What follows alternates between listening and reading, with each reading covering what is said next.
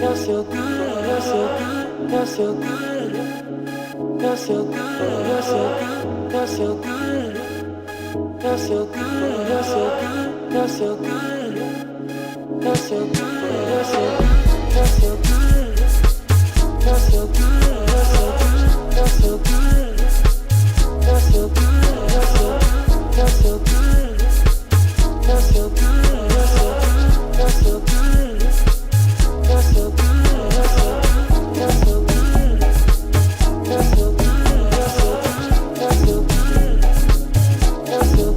so good, you're so good. You're so good, you're so good, you're so good.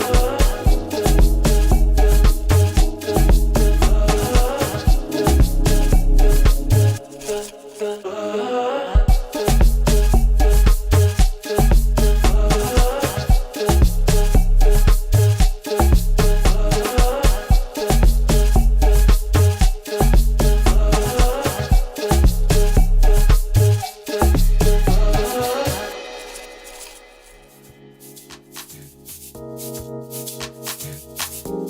you're so good, you're so good. You're so good, you're so good.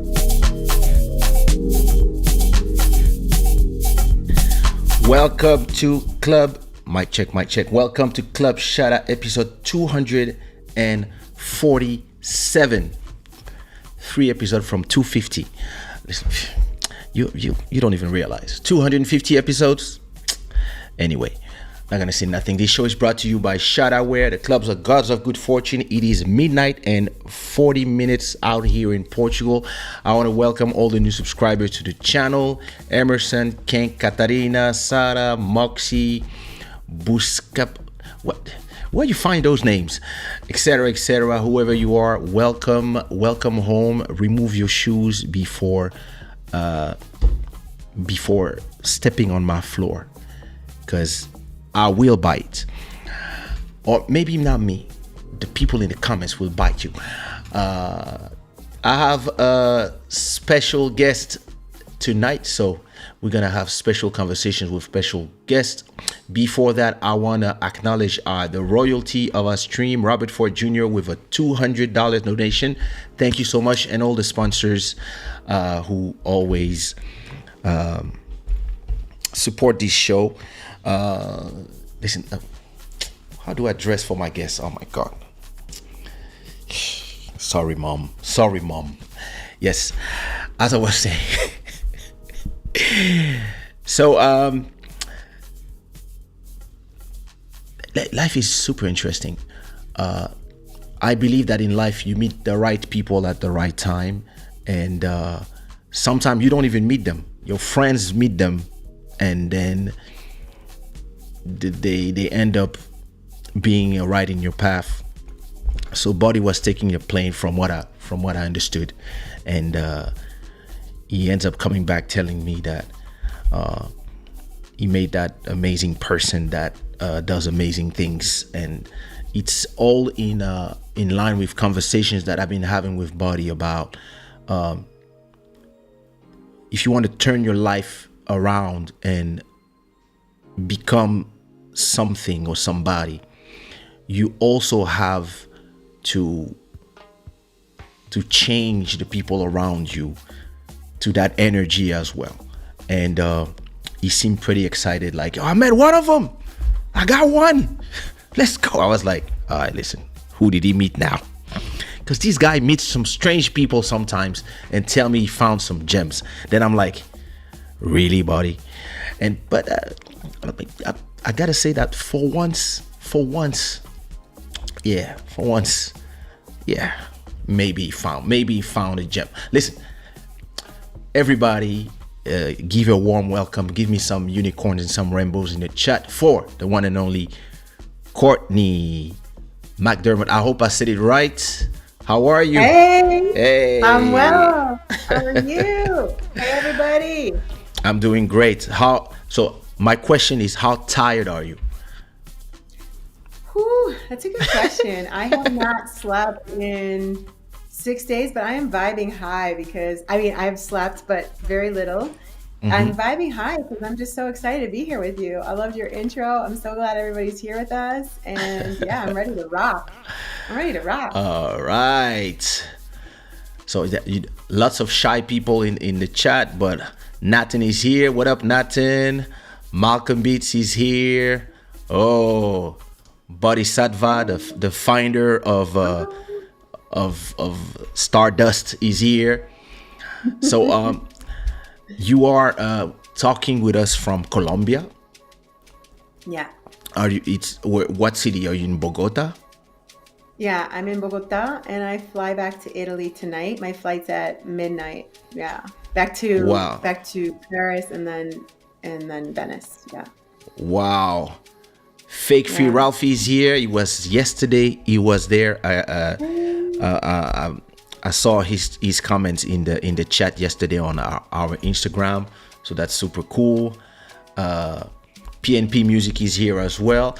I believe that this conversation is very important because most of the people who are here are artists, and I believe that they can benefit from hearing hearing your story. So I think we should start from the get-go. So who are you? Damn, I'm just gonna go straight to it. That's a good question. I wouldn't define myself by any of the titles or accolades or any of that. I guess I am. Oh, it's paused. Oh, there we go. No, you're here. Don't worry. Okay. I guess I'm a seeker like everyone else. I am someone who is in a constant state of evolution, and I believe just like you, I don't really believe in kind of being pinned down to anything. So I am in constant reinvention, but the main thing that I focus on in my business and my life is really human potential and what's possible for us. So yeah. So is your why am I? What's wrong with me? Yes, is your business is the business of teaching people to find their potential? I don't believe that we teach anyone anything really. I believe that we can remind people of kind of what they know, what is innate in us. And I think my work does that, and just the example of who I am does that as well. So I wouldn't say I teach, although a lot of other people might say that I teach, and I've even been a professor and all those kinds of things. But I believe that if you live your life in the kind of ways that we live our life, you become an example, and that's how you teach. So I guess in a way, yes, but I guess in the traditional sense of teaching, I wouldn't say that's you what inspire. I focus on. But yeah, that's a great word. Yeah, Because actually, yeah. Go ahead.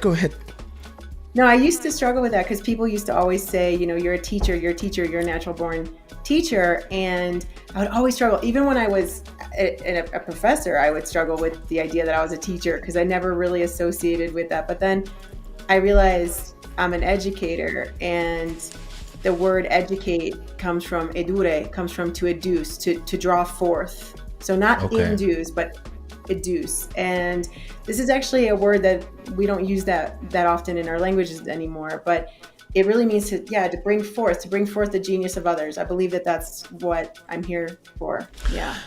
So would you say that you inspire people to unlock their potential?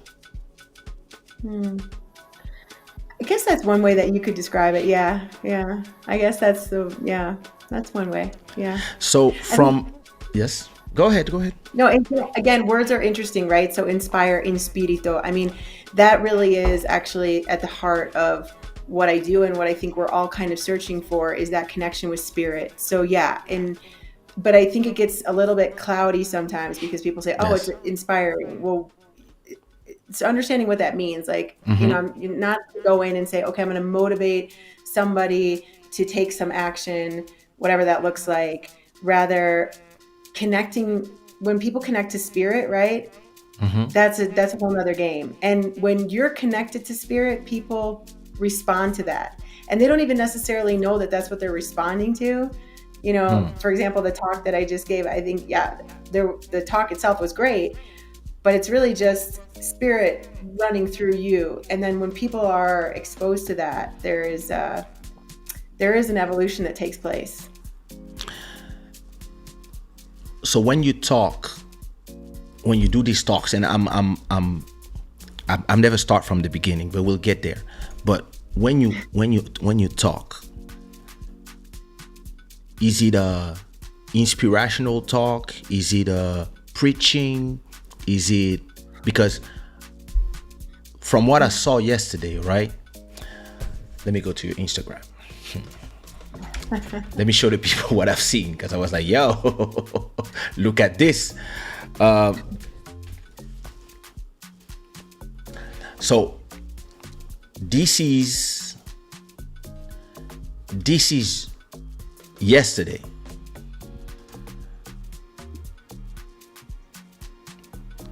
You, Jesus on stage, and look at all this crowd of happy Colombian women.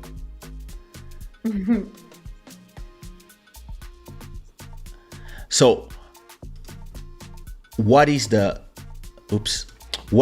conversation about? Like, it's a conversation, it's an exchange of energy, of course, but what do you do? Do you tell them your story, or do you it's something I've always been, to explain to you where I come from with a question.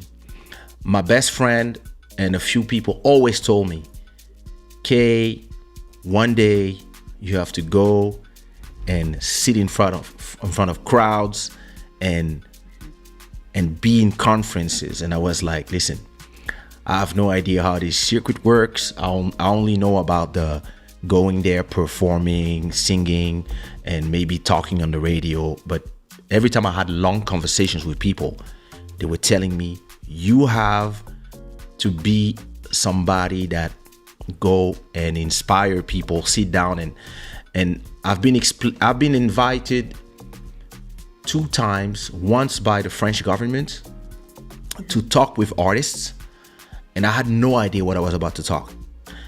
And another time was with YouTube France in Paris, to talk about my journey on YouTube. And in my head, I woke up that morning thinking, what am I going to talk to those people about? There's nothing inspiring about.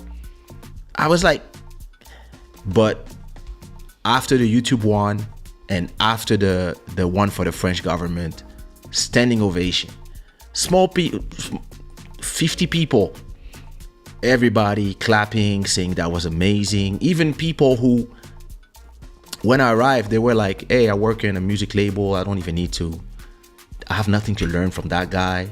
They were the ones like, oh my God. And I guess some people have that possibility to transmit energy to other people and to create that inspiration that some people need, or just to unlock those answers. Because I guess some people, they see the wall, but they don't see the door, and they just need somebody to draw the door for them. Ooh, love that.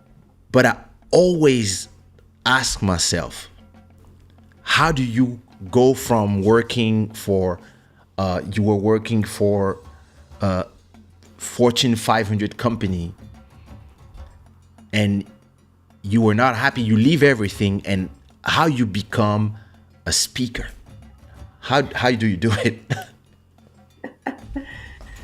Hi, Okay. Elise. Okay. So how did I do it? Wait. So you started with what was my talk about? But now you want me to. You Yes, want which one? Do you want me to answer both, or do you want me to answer how I became a speaker?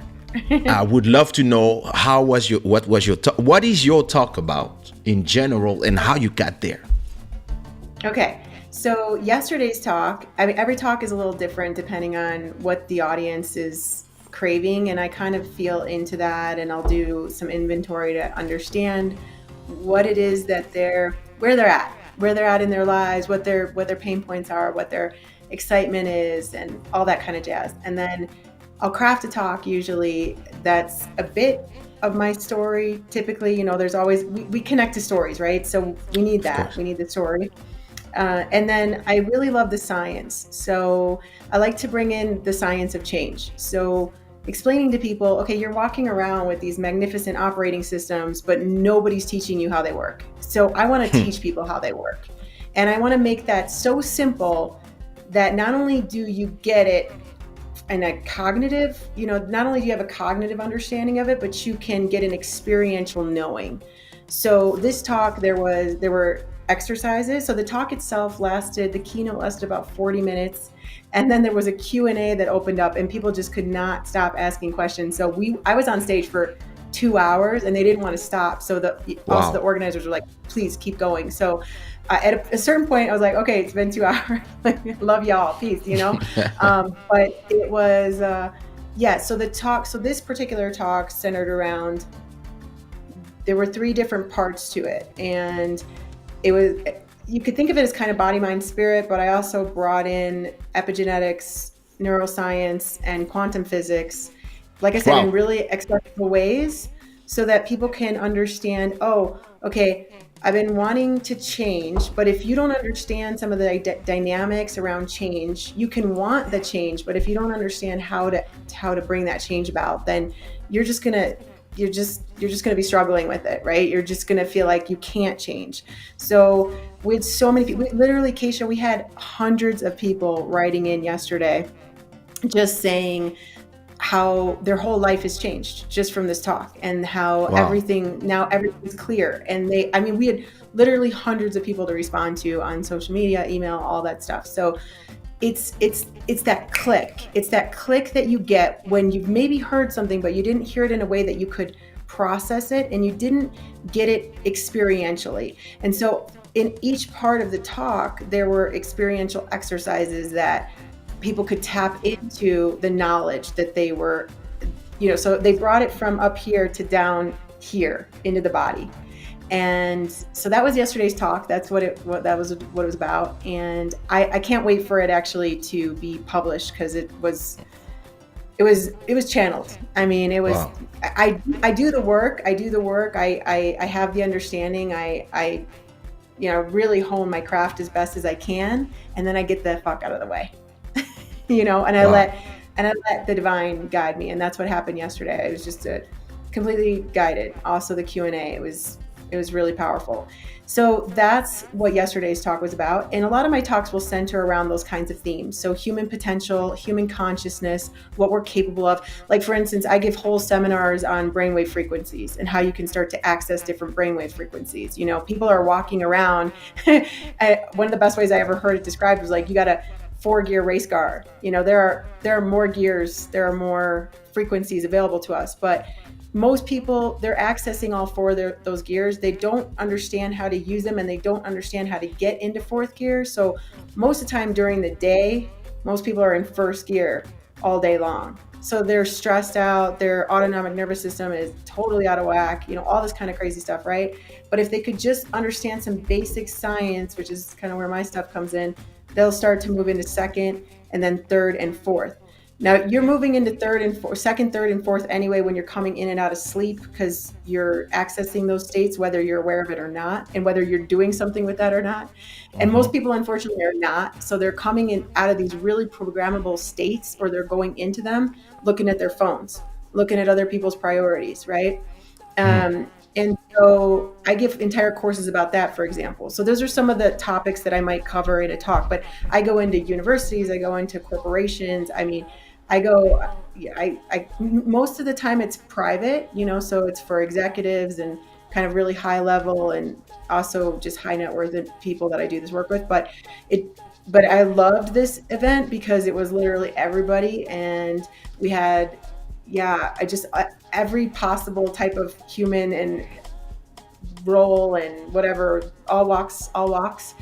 And so that's an example of, those are some examples of the talks I give. And then and I don't know if you want me to go in straight away to how I got into it, or if you want to ask something about that, or. I mean, I have something interesting to ask. Interesting. Something that it sparked my interest. When you say you do private events, when you talk to people that are Fortune 500, what is the difference between speaking to high-level CEOs, billionaires, people who take decisions? What do they need from you compared to this beautiful group of ladies of yesterday, for example? Do you see a difference, or do you need to tap into different things to inspire somebody who has 10,000 employees, who made it in life? What do they need from you exactly? What do they come looking for compared to a group of ladies like yesterday? Like, what would be the questions in the Q&A? What do they? That is such a beautiful question. I don't necessarily know that it's a difference of people in corporations versus the people who come, but what I do notice is that oftentimes the people in the corporation, they're really in their mental, right? And we live in a society that's kind of glorified the rational mind, right? But we kind of forget that we have access to so many other, let's say, forms of consciousness, right, that exist within us and around us. And so typically when I'm working with a corporate executive, they're so up here and they're so hyper rational. And this is one of the reasons why I incorporate a lot of science into my work, is because you can't tell a corporate executive to stand in front of the mirror and say, I'm good enough, I'm smart enough, and doggone it, people like me. You know what I mean? That shit's just not going to fly. So I really had to, yeah. You would not say this to me. I would be like, huh? Right. And it was the same for me. It was the same.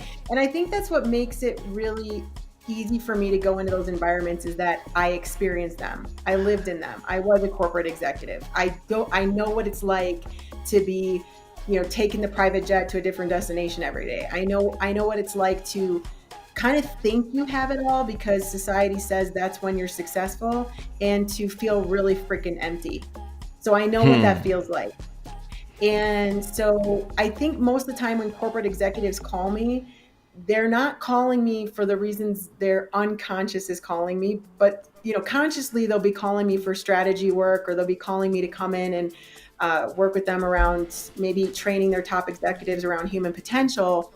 But what they're really looking for, and they sort of find it, but they need to be eased into it, like easing into the waters, right? Is they're really looking for the connection. I think we're all looking for the connection with the divine. I really do. I think we're all looking for that. We're all looking to come home, and we've forgotten it. We've gone so far away that for some of us, especially hyper rational people, we've gone so far away that to get back, we really need a lot of coaxing, and we really need to let go of all of the identities that we've created, to, just like you and I were talking about yesterday, to make us feel safe. Yes. So, or to give us the illusion of safety, because we never feel safe with those identities anyway, right? One of the things I was saying recently, and I don't know, I was just saying this recently in another interview, was, we use the word person to describe ourselves, right? And it's the same in a lot of languages, like persona, right? And I don't know, do you know the origins of that word, by the way? Do you know where it comes from? Because I was fascinated when I found this out, because I'm really in etymology. I assume you are too. I'm into etymology for sometimes as of curiosity, but I don't. Maybe I learned it at school and I forgot, but I'm not sure if I remember where person Well, comes from. I'm so into like why we use the words we used, because words are real powerful, and I'm really Yes. into it. So persona or person actually comes from ancient Greek theater. It was the masks they wore. Oh. Wow, that's deep. Right? So So we walk around with these masks, and yeah, right? And this is the thing that you and I were talking about yesterday in our live on Instagram, which everyone should check out if you haven't seen it, because it was really fabulous, and Kaysha was just amazing. And I'm not. I'm I'm just me. I'm just amazingly Just- me. I'm just came out like that. And you just came out like that. You're just born. Some people are just born that way. Just So what's fascinating to me about that is that the when in a corporate environment, the masks are so thick. Like they're so thick. You know, you're this person, and you identify with that so much that you forget that you are so much more. I mean, your potentials are really infinite. And I feel like the more you invest in a persona, in an identity, the harder it is to kind of find your way back, and the more you need to engage the rational mind to come back to the truth of who you are. And whereas lots of times if you almost have this like childlike innocence where you weren't overly trained into a persona, yes. then like, for example, a lot of the women who were there yesterday, maybe they could go into those places a lot quicker, Okay. than Then an maybe a executive. corporate executive might be able to be. That's not necessarily always the case, but that's, to answer your question, the closest that I can answer it. Do you believe that it's because in the corporation there's so much politics that you have to play to make people do things and to protect yourself, that you have to turn yourself into this person that you're not? Because I know that in music, I arrive in music candid, and I started having enemies out of nowhere. And I was like, but what did I do to these people? And then I saw in every artist that I met a seed, and I was like, oh, I can make you into a beautiful tree, and you can be your own tree. But then you had some people, you start feeding them the energy, and they start being on drugs of your energy, and they don't want to create their own energy. And then you have other people, when they see you creating and becoming powerful, they start hating you, and you don't realize why. You don't understand why. So you go from smiling to everybody because that's your natural state, to not giving your smile to strangers because you know how the environment is harsh without an armor. So maybe that persona becomes a way to protect yourself.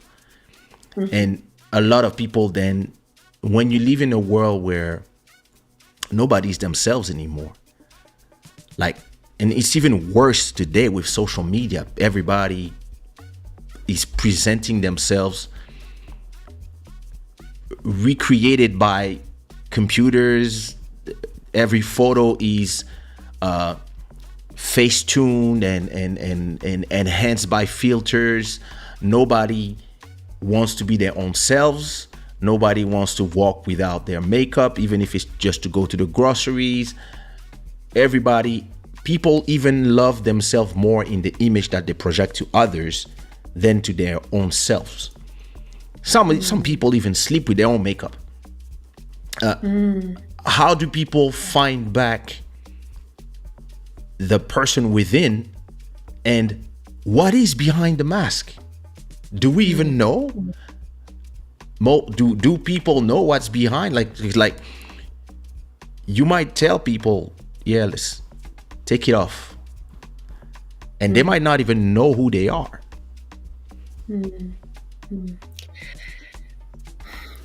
I'll tell you, I think taking the masks off is the scariest thing in the world. I think the minute you start saying, what if I'm not this? What if I'm not what I thought I was? What would happen? Yeah, what would happen if everything people think I should be, or that I have, created. Because we create these, we create them so we can have a sense of safety. We can have a sense of being someone. Yes. In this world, and everyone's trying to be someone. Hi. What they don't understand is they already are. And that's the hardest thing, though, is like the minute you actually step back. And it's funny you talk about makeup. Yesterday they were miking me up and they were like, well, we don't want to mess with your makeup. I'm like, I'm not wearing any makeup, and they're like, I'm just what? glowing naturally.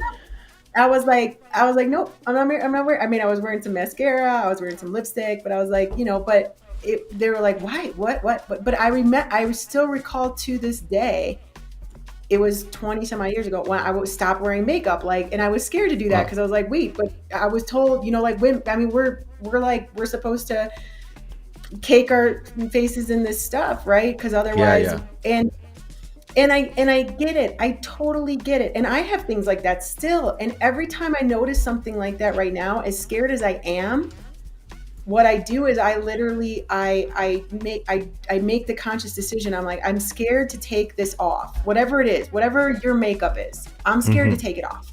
I'm frightened to take it off because everyone thinks I'm this, like you're Kaysha. I mean, everyone thinks, whoa, like you're this thing, right? What if, when you take it off and you're like, wait, maybe I'm not that. And you step away from it, and you've done this multiple times, right? It can feel really scary. And my only advice is, or if anyone's seeking that, is just do it anyway.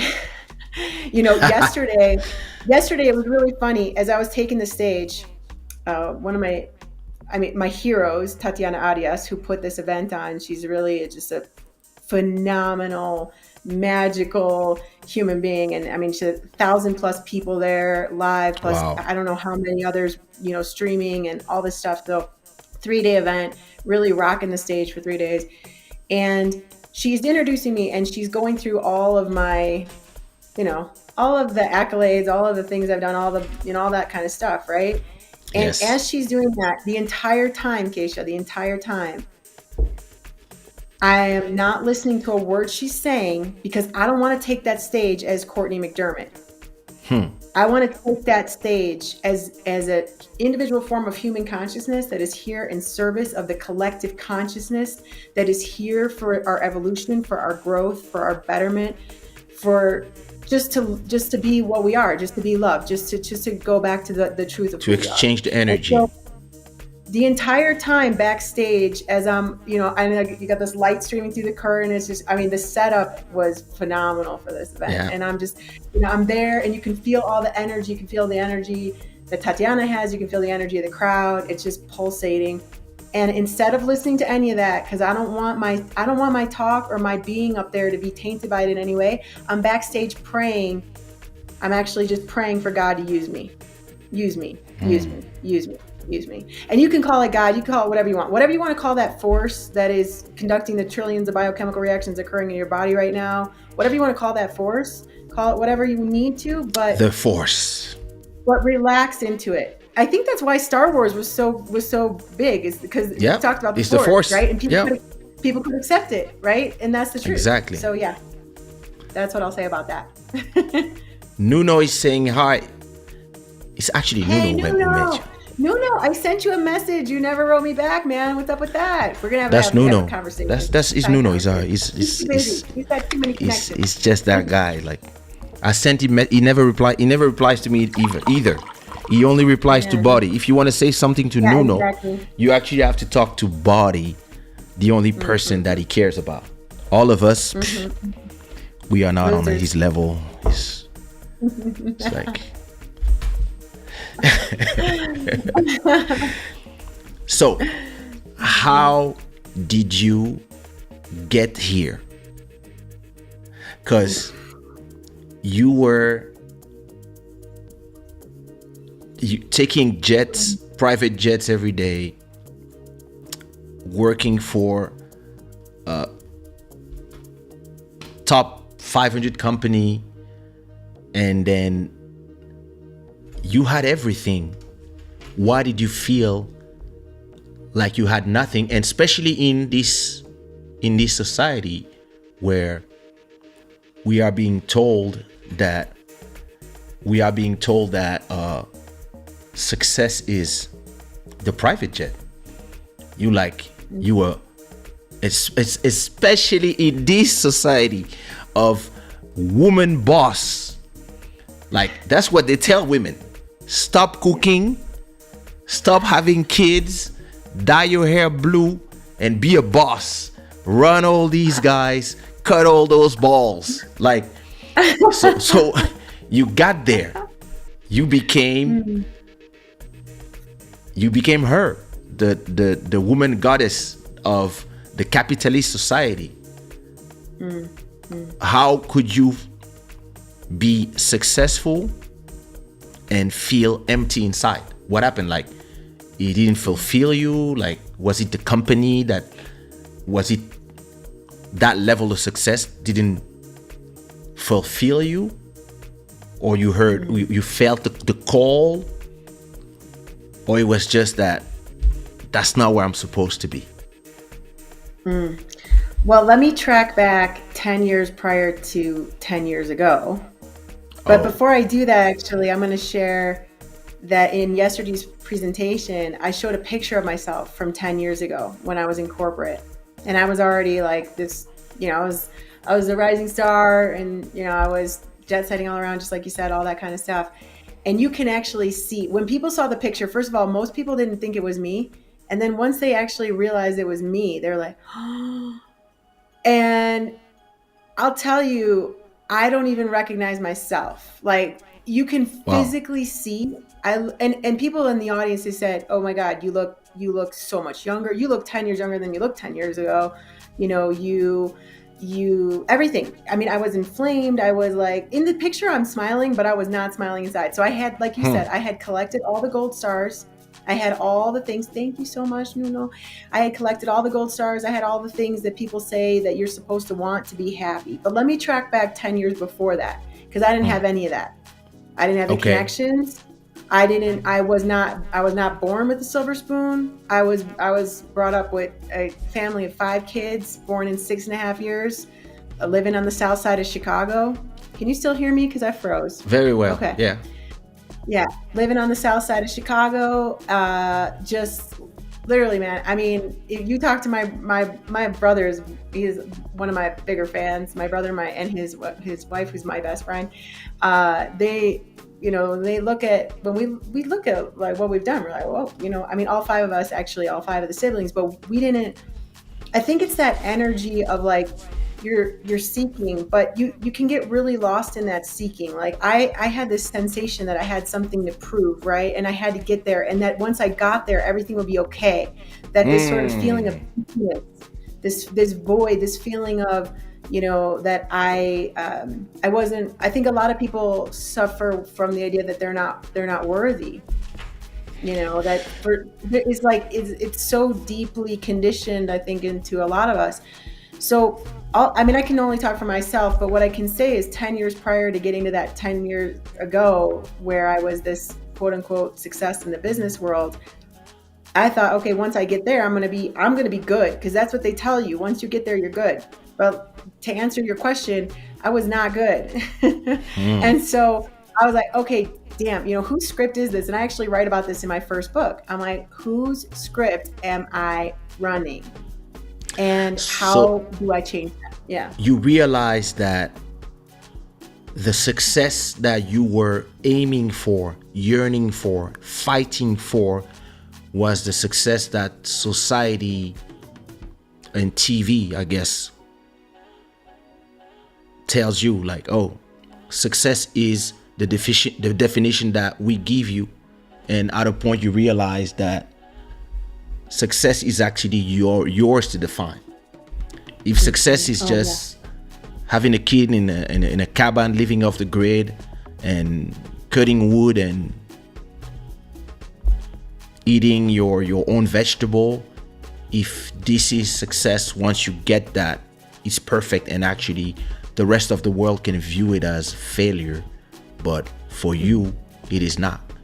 Where most of us are, we turn on the TV, we see the Kardashians, we're like, yeah, this is it. Or we see some rappers with gold chains and a twerking girlfriend and we're like, yeah, this is it, or etc. Like it's something that I've been saying before. You define your success, and we have a saying in Africa that says, if you don't know your direction, you don't know the direction of the wind either. And it's really that where you arrive to the upper echelon of corporate America, and you realize, I'm miserable. So what's next? Like what? Because we're talking about upper echelon level, but we're also talking about upper echelon lifestyle.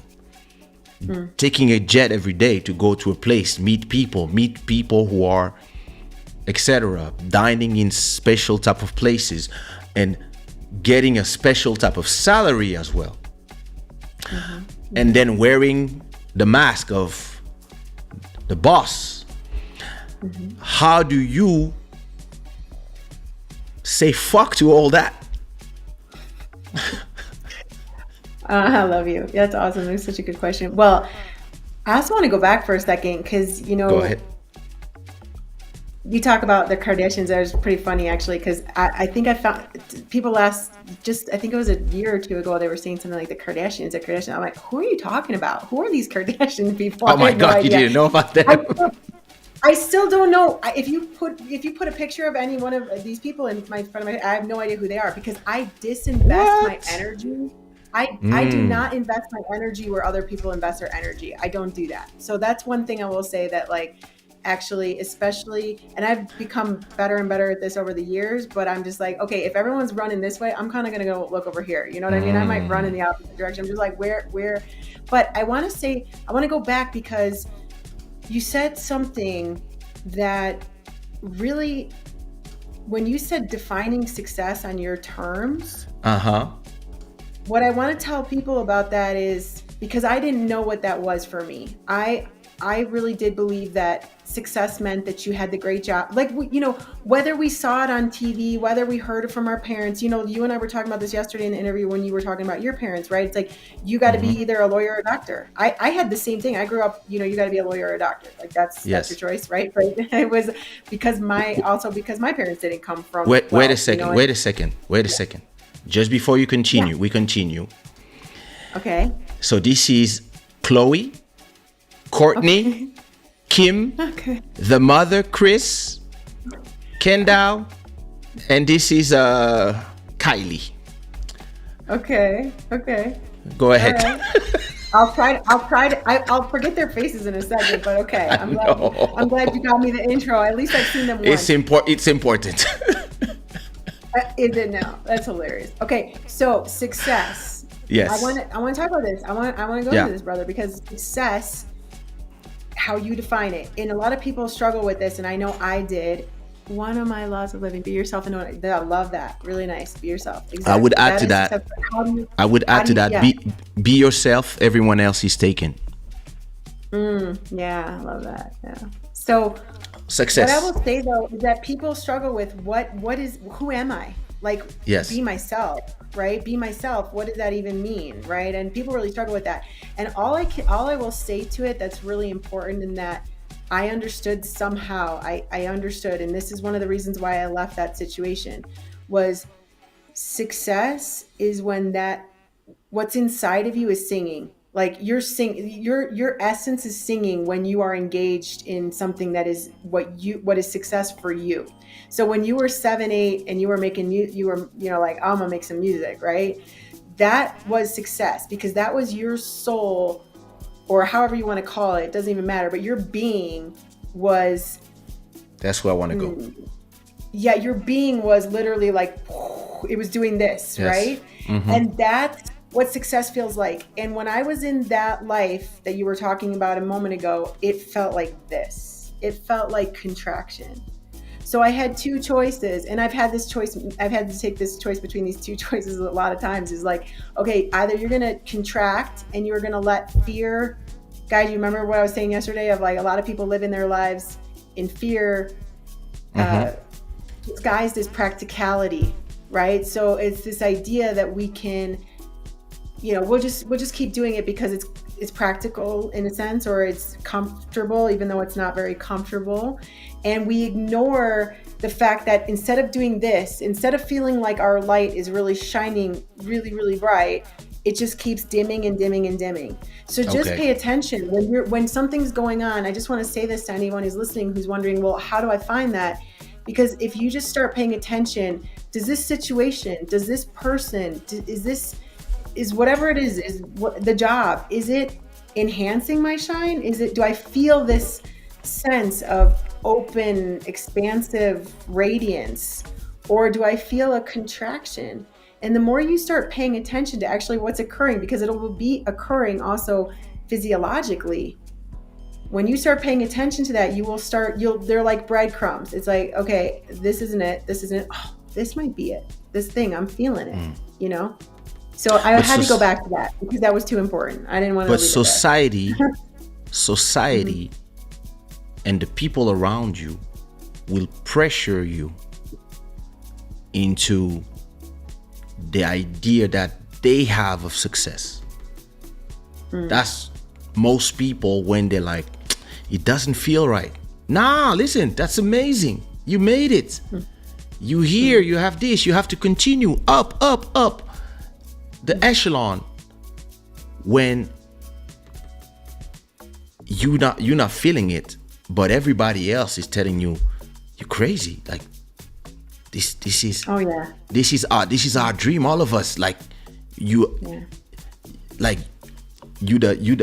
especially you became the archetype of the power woman that feminism have been singing to all women. I mean, not me, but them, like been singing to all women, like this is what you have to become, like free from the man, free from etc.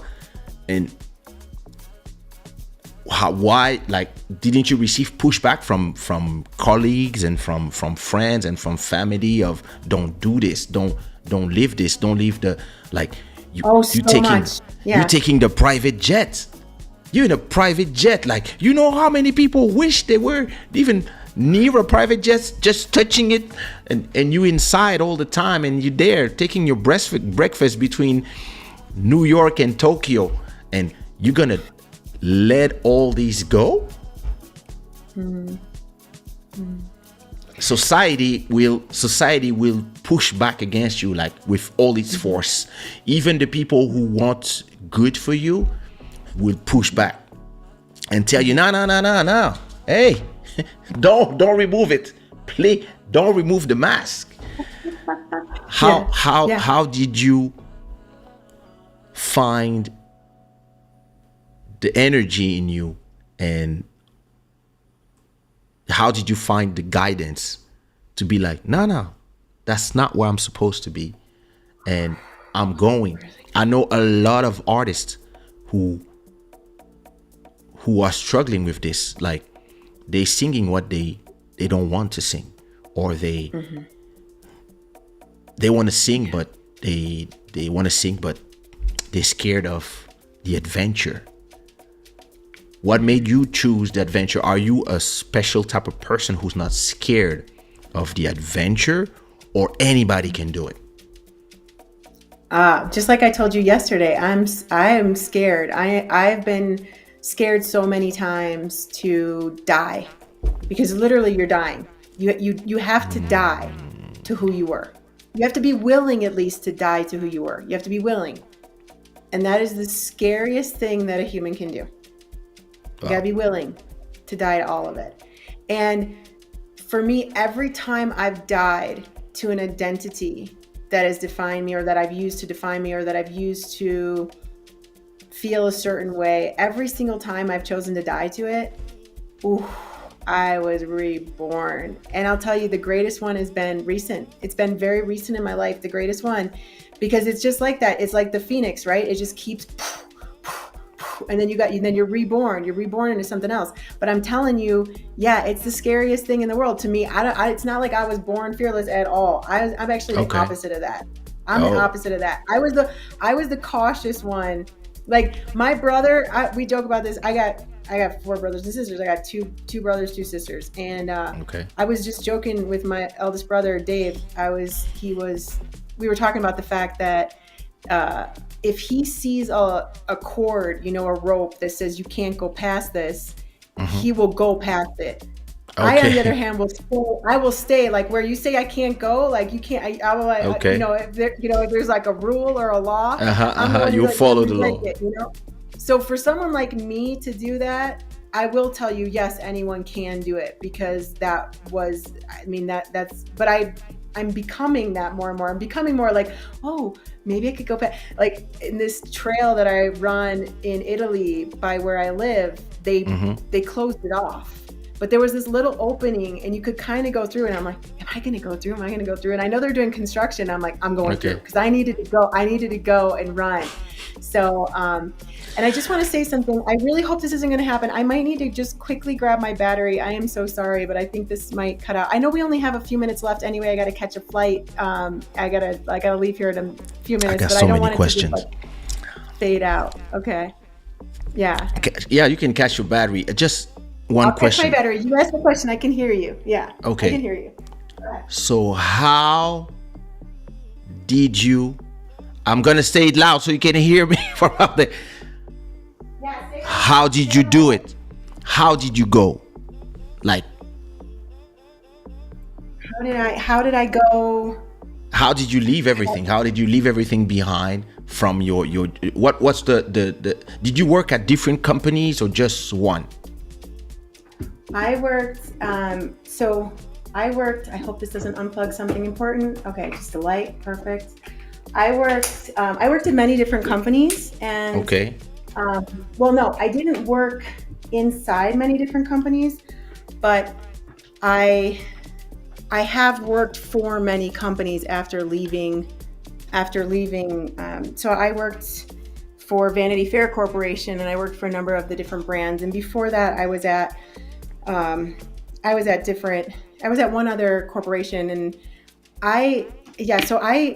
when I started out in corporate, I had no experience in corporate, and they were like, well, you have no experience, so, but you have this academic background, you went to the Sorbonne, I went to the London School of Economics. So I was like, okay. I did my postgraduate work there, and they're like, you have this education that's just formidable, but you have no experience. I'm like, I will clean your toilets. That's what I told them. Wow. I said, I will clean your toilets. I just want to be here. I want to be in this environment. And I still remember the woman who was interviewing me. Her name was Giovanna Bobo. And she said, we already have someone for that position. And I was like, oh, damn, girl. She was the epitome of like the woman who has gotten there and like forgets that she can be nurturing, she can be loving. Yes. But she was cool. She was cool. I got to know her. Cool but cold. But she was like hardcore. I'm not, whatever. So I was working for those corporations, and then when I set out on my own, actually the first client I wanted was Universal Music Group, and it was the first client I got when I started my first business. But I've worked with a number of different brands. I've worked with a lot of different brands on different strategic projects and all that kind of stuff. So yeah, but I think, yeah. How did you leave? Sure. How did you become what you are today? And and importantly, financially, did you lose, or are you much better? Much better. Look at that. But I wasn't much better at the beginning. I had to take that leap of faith. But I'm way, way, way better now than I was then. That's for damn sure. I was doing pretty well then, but I wasn't at first. I had to build to rebuild from scratch. Yeah, I had to build who I really was, and that was a scary process, but it was in it, and it went through. And I would say, seriously, I would say only fairly recently am I 100% me. Like before, Wow. it was always like bringing in little bits of other people's stuff or whatever, and using the techniques and the blah blah blahs and the whatever the tools. Now I'm like, no, screw all that. Like I don't even believe in that. How did you do it? Like, okay. Okay.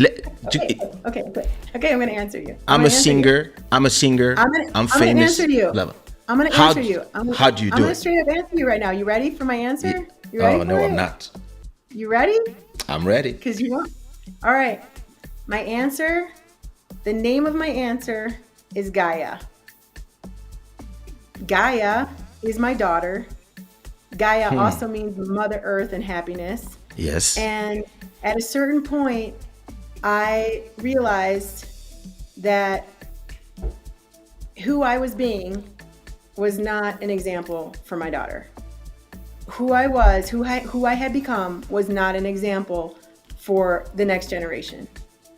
And I was like, this is scary as shit, but I'm going to go, and I'm going to go where I'm feeling, like I said, where I'm feeling that sense of expansion. Because you know what? The one thing I don't want for my daughter is for her one day to say, well, I stayed in this relationship, or I stayed in this job, or I did whatever because I thought I had to. And so as scary as it was, each and every time I got out of the mold, like even with my marriage of 18 years, when I left, when that was ending, I was like, oh my God, I've defined myself by this relationship for almost 2 decades. Like, what am I gonna do? 18 years. Yeah. So, but it was the next, I don't want to call it a leap. It was the next transition, because I would never want my daughter to stay in a relationship that was not mutually beneficial, because society says that you're supposed to do that. And I try. I mean, Lord knows I definitely, and we tried, and we just Great friends. transitioned. We needed to transition, Yeah, well, when it's time, it's time. Yeah, you either evolve or you die. But you never really die, because energy is neither created nor destroyed. So we're not dying. We're just, anyway, I know we Just only got like about transitioning. 5 more minutes. So I don't know if you want to ask me anything else, or if you want to close us out, or what you want to do, but I hope I answered that. So you have a plane. So she has a plane to catch. So don't worry. I see that everybody loves her, especially Nuno. Nuno never comes to this show. Hi, Nuno. And oh, good. So he didn't answer my message, but he did come to our show. Yeah, look at him, hypocrite. I love it. Te adoro. Success is about feeling happy and to live of what you love, not just as many things to be famous and make a lot of money. Unfortunately, many people have to pass through bad periods to value more small things. I think the pandemic really redefined life for a lot of people. Oh, Melita, hello, long time.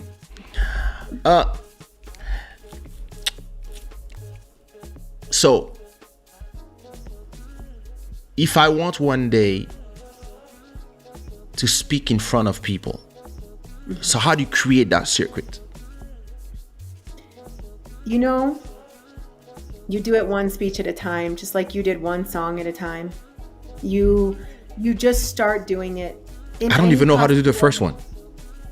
I'm scared. Yeah. Well, you were scared. You probably were scared that first time that you played something. What are people going to think? But you've already done 2 at least. You've mentioned those. Yeah, that's true. And I think when you're scared, recognizing, because we put a label on a sensation. We have this sensation in our body, right? Yes. Your body's saying, I want to do this, because you're feeling that expansive, like, woof, there's something over there that I like, that I find interesting, right? So you're having this sense of expansion. And instead of just paying attention that it's just a sensation in your body, we start to put labels on it, and we say, I'm afraid, like you just did. No, you're not afraid. You're just feeling a sensation that you felt many times before when you did something that you've never done before. So something amazing. You have that stress. But I wouldn't say that I'm afraid. Sometimes you are afraid of failure, not because of, hey, I tried something, it didn't work. Most of the time, you're scared of people seeing you fail and then being able to comment on those failure. And you gotta let that go. Time goes and you're like, yeah, it didn't matter. It didn't matter. In reality, like, yeah, I did this event. I was waiting for 50 people. It was 5 people. Those 5 people were happy, right? Yeah. You touch one life, you made a difference. It doesn't matter. Yes. Yeah. Do you feel, did you feel powerful when you were on the top of the corporate game? Did you feel powerful? Yes. And was it easy to let go that power? No. And do you feel powerful now? Beyond measure. Because, by the way, this is an excellent question. Because all my questions are excellent. That didn't. Don't you see? I do. I'm the guy. You're the guy. I could be assistant. I'll tell you. It's true. It's true power. What I have now. That's the difference. And it's a huge difference. And on that note, I'm gonna drop this mic because I have got to catch this plane. Otherwise, I'm not gonna get closer to you. And I want to get closer to you. I gotta get back in Italy. I'm gonna be closer to Portugal. We're gonna continue this show. We're gonna continue this show. Me, Court, and Body all in the same place. That's the next episode you're gonna see. Listen, thank you so much for coming to Club Shada. I'm gonna put the link to your Instagram so people can see the conversation we had yesterday. Thank you so much for giving us some of your time, us mere mortals who are still looking for the way. And listen, have a great flight. I wish. Listen, we could have stayed another 2 hours. That's what we're gonna do the next time. I know. Go catch your flight from Colombia to Italy. Have a safe flight. Send a message when you get back. I'm gonna continue with everybody. Everybody, put me some rainbows and some unicorns in the chat. Thank you, everybody. Thank you, Kaysha. Thank you. Thank you. You see, Nuno is about to leave now that you're leaving. Look at this. Look at these people. Thank you so much. Everybody. Thank you. Much love. Ciao. Ciao.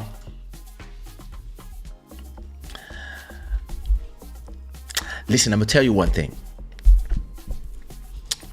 First of all, I want to see all the comments because I want her to see all your responses for after. I'm gonna show her the rest of this video.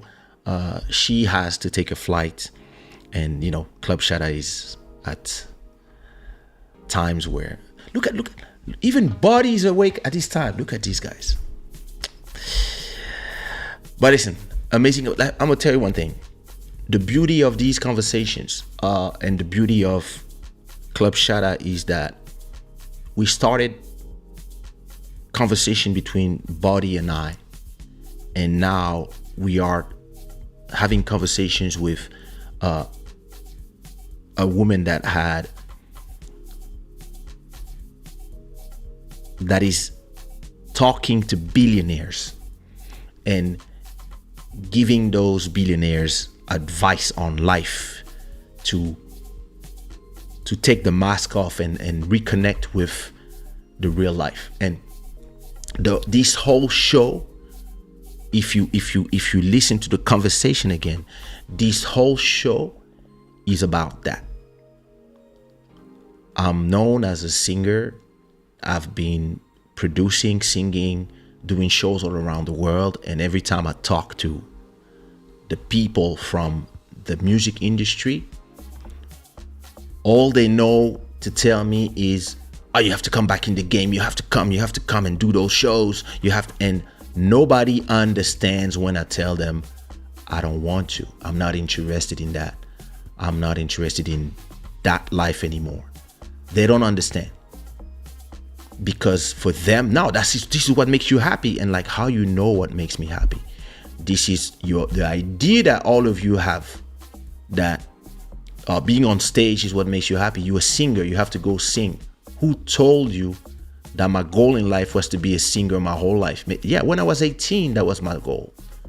When I was 30, I had done everything already. When I got to 40, I was done long time ago. I checked out of this long time ago. But then you have to start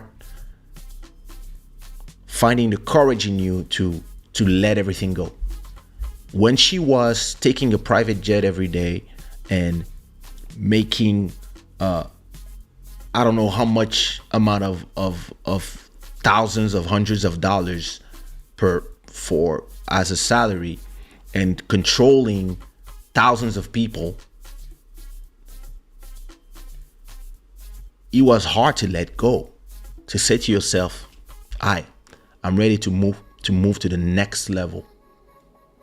It's hard to let go, but at a point you have to let go. That's how this show started. During the pandemic is really the moment where I was like, you know what? I'm starting something new.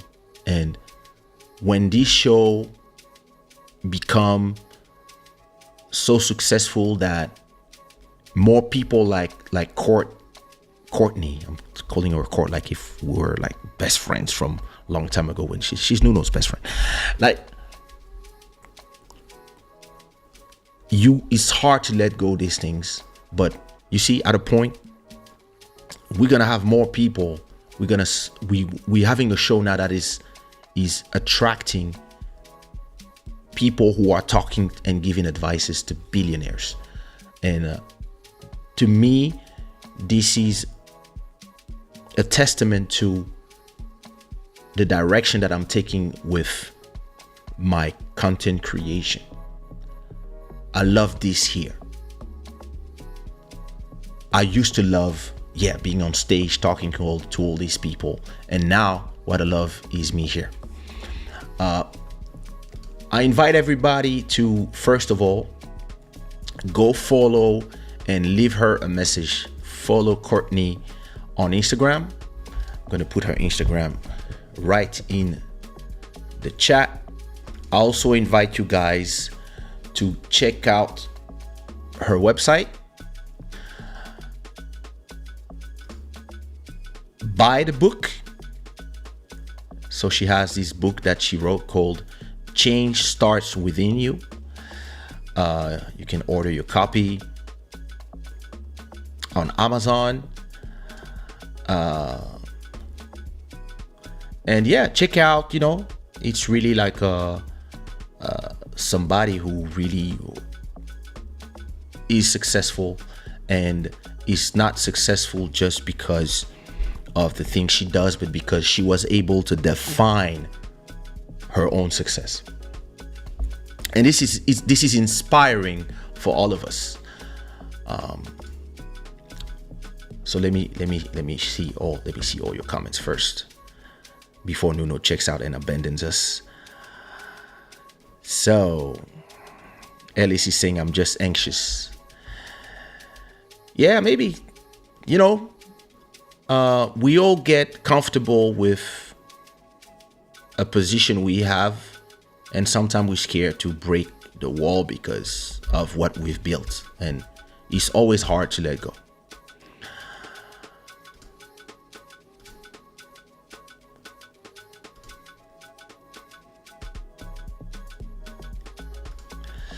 Thanks, Nuno. Another great convo. Thanks, you guys, so much. It's my pleasure. Milita, so how you been? Elise Boys, thank you. Master Electronic, thank you. Safe travels. Nadia. Let me see. I hope you stay. Thank you so much, Sabrina. Fake Free, listen. Let me give you an advice. Your name on YouTube is way too long. I would call myself Ralphie Fake Free. That's enough. Because Fake Free Entertainment LLC, bro, it's too long. That's not true. Thank you so much, Tatiana. I hope you enjoyed. You see, there is Salo. You don't abandon me. Let me call party.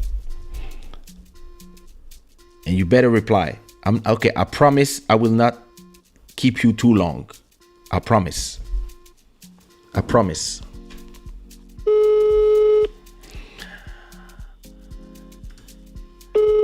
Oh, thanks. D'accord. Hein? Toi, tu appelles les gens cette heure-ci? Eh? Mais. Allô? Oui. Ouais, rappelle-lui. Oui. Pédérace 1 appelle Pédérace 2. Je pourrais pas t'empêcher de faire cette phrase de merde.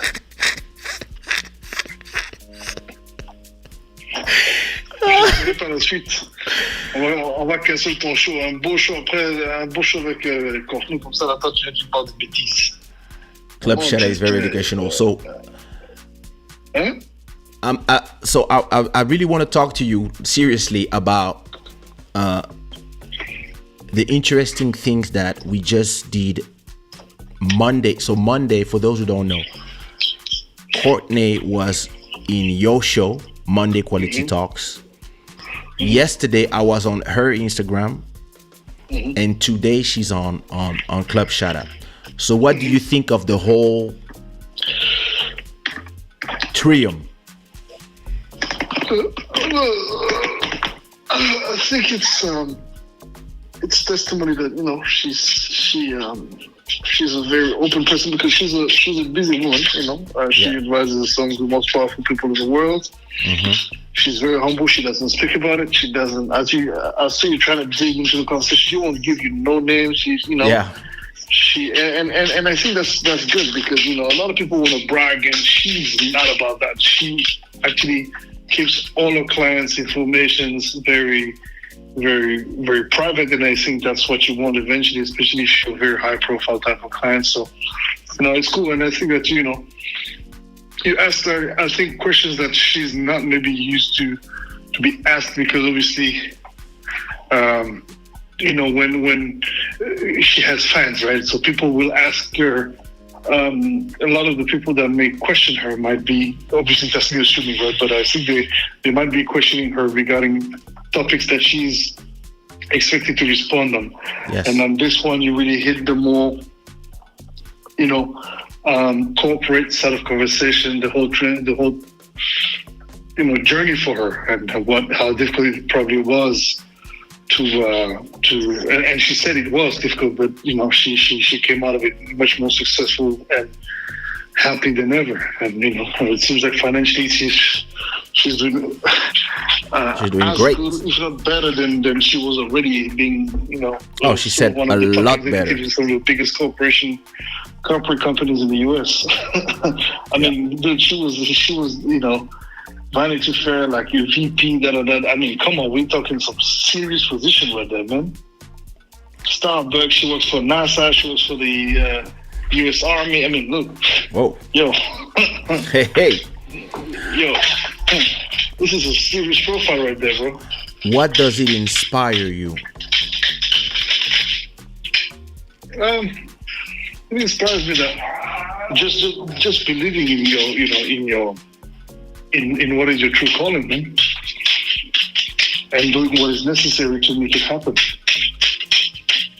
Why you always make noise when I'm on the phone with you? It's this fucking dog, man. She likes to make. She just decides to all of a sudden come and ask for hugs. So I gotta give her some, some hugs. But yeah, with that being said, I think it's very, very inspiring, man. Especially when she tells her story and very humble beginnings to what she managed to achieve is really encouraging. And anybody who has doubts, I mean, the only limitation is yourself, really. yet again another proof that if you really work hard and believe in yourself, you're gonna make it. I believe that, and like I told her, something that really makes a lot of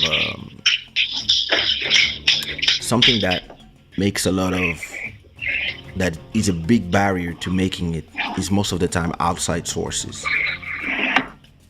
A lot of the time people come from out of the woodwork trying to prevent you from going somewhere as if it changed something in their life. You know, they will want to prevent you from going the direction you want to go. And a lot of times a lot of time we succumb to that. Or we see an angry message from Buddy threatening everybody on Instagram.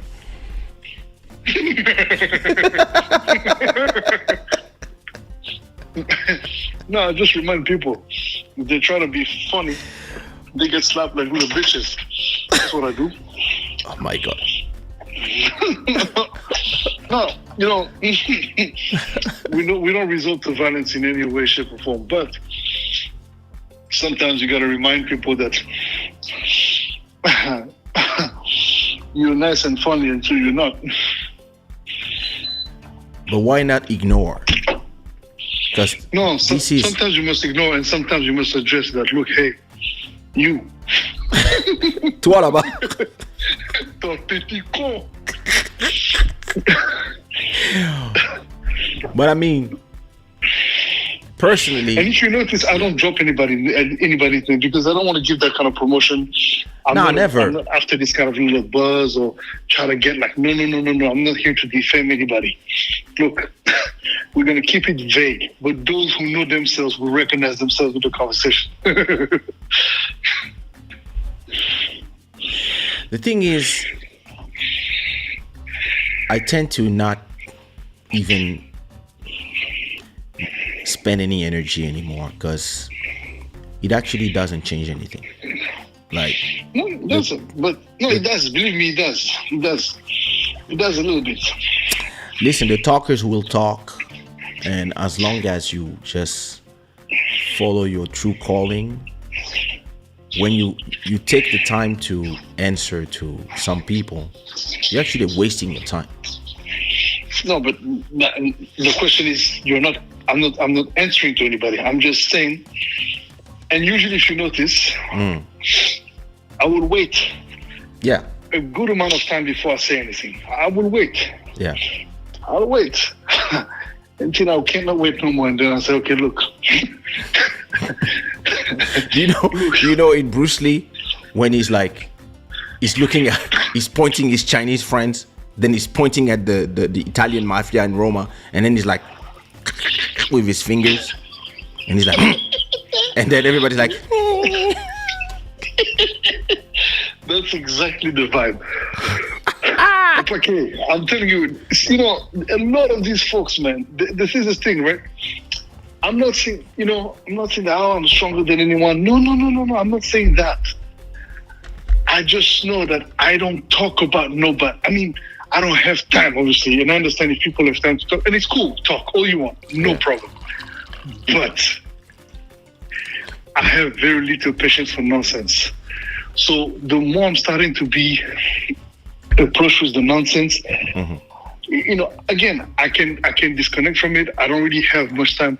But then when it ultra passes a certain level, then you just have to set the record straight and be like, hey. Vous les petites souris là, calmez-vous un peu. Passez ici là un peu séché là en même temps.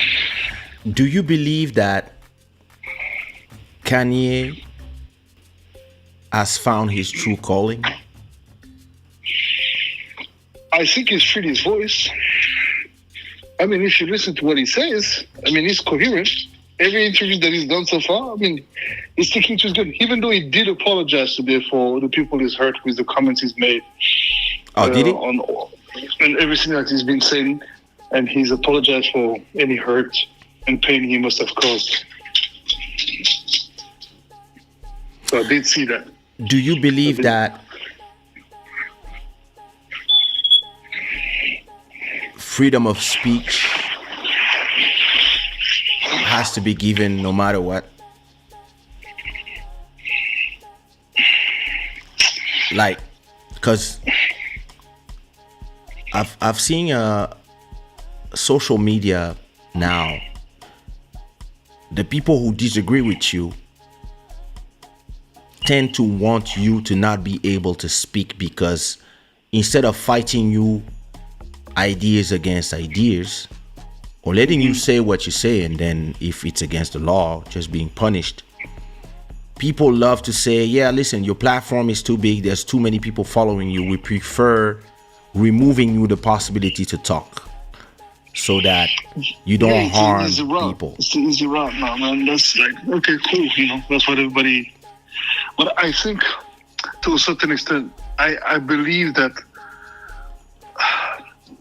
it goes both ways, because, you can make points, you can obviously state the obvious about certain things, but you've got to be very, very, very articulated in the way you express yourself. And I think that's the mistake Kanye did. He went all out, and he did not really formulate his thoughts in a way that was concise and very to the point. He went left, right, up and down, mixing concepts, this and that, history. He literally just puked all the knowledge that he's probably gathered, information that he's gathered from people. And I think in all of that, even this thing that he said about George Floyd, for example, I mean, that's some of the most horrendous shit you can ever say. It's like, dude, how can you say that fentanyl killed the guy, man? This is the most ridiculous shit, bro. But anyways, I think that, afterwards, I mean, I think he's coming to terms with the shit that he's been saying, and why? Starting to now refine a little bit more his speech. Yeah, but and he's being given a platform by a lot of media. I mean, not everybody, but medias are giving him platforms because they don't have the choice. This is fucking. We're talking about Kanye West here, man. Like him, hate him, or love him, same shit. It's Kanye West. Like, people can cancel him every day. The guy owns his shit. Like he has a thing about him that, again, as much as you want to slap the shit out of him, just be like, okay, all right, it's one of you. It's like the dumb member of a family that everybody has. That's that is brilliant, but at the same time super stupid. And you get tired of him. You want to freaking cancel him. You want to do whatever you want to. But then next family reunion. He's going to be there. Listen, I'm not so sure about that, because there's a fine line that if you are willing to cross, you might really get burned for real. Because, I mean, if you have a problem, you will get burned with the people that felt offended and that probably don't know you. Like, especially, for example, the comments that he made about Jewish people was extremely out of place. Like, first of all, it's completely realistical, and it's just like you taking your personal trauma. And actually, he acknowledged it, but it's too late. You said all the dumb shit you said, and now, like, that's the manic episode. That's how people are when they are in a manic episode. They will say the craziest thing, and then when they go down a bit, now they start to retract. Then he's going to start calling such and such, but listen, if I have a problem with 5 Chinese people, I'm not going to call 1 billion people and say that everybody, like, that's dangerous. And now you're talking about people that some people can make a few phone calls, and listen, if you have 10 billion in the bank, you're good. You actually, the people who work with you, you can pay them forever. 10 billion is 10 billion. 10 billion is 10,000 millions.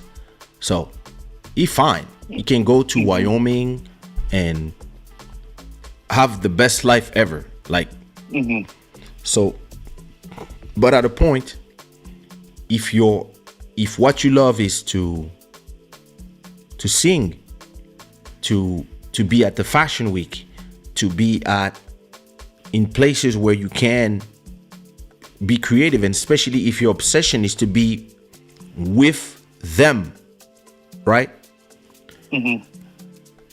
Because he can have his own he can have his own social media, he can have his own YouTube. It costs a lot of money, but he has enough money to have his own platform, to make shows in his own place. He can do his fashion shows in his own places and send it. But him personally, in his ego trip, what he wants is to be at the fashion week in Paris with the rest of them, to be acknowledged by them, the fashion people in the world. He wants to be in the stadium when you can build a stadium in your huge property and have your fans come there in Wyoming, right?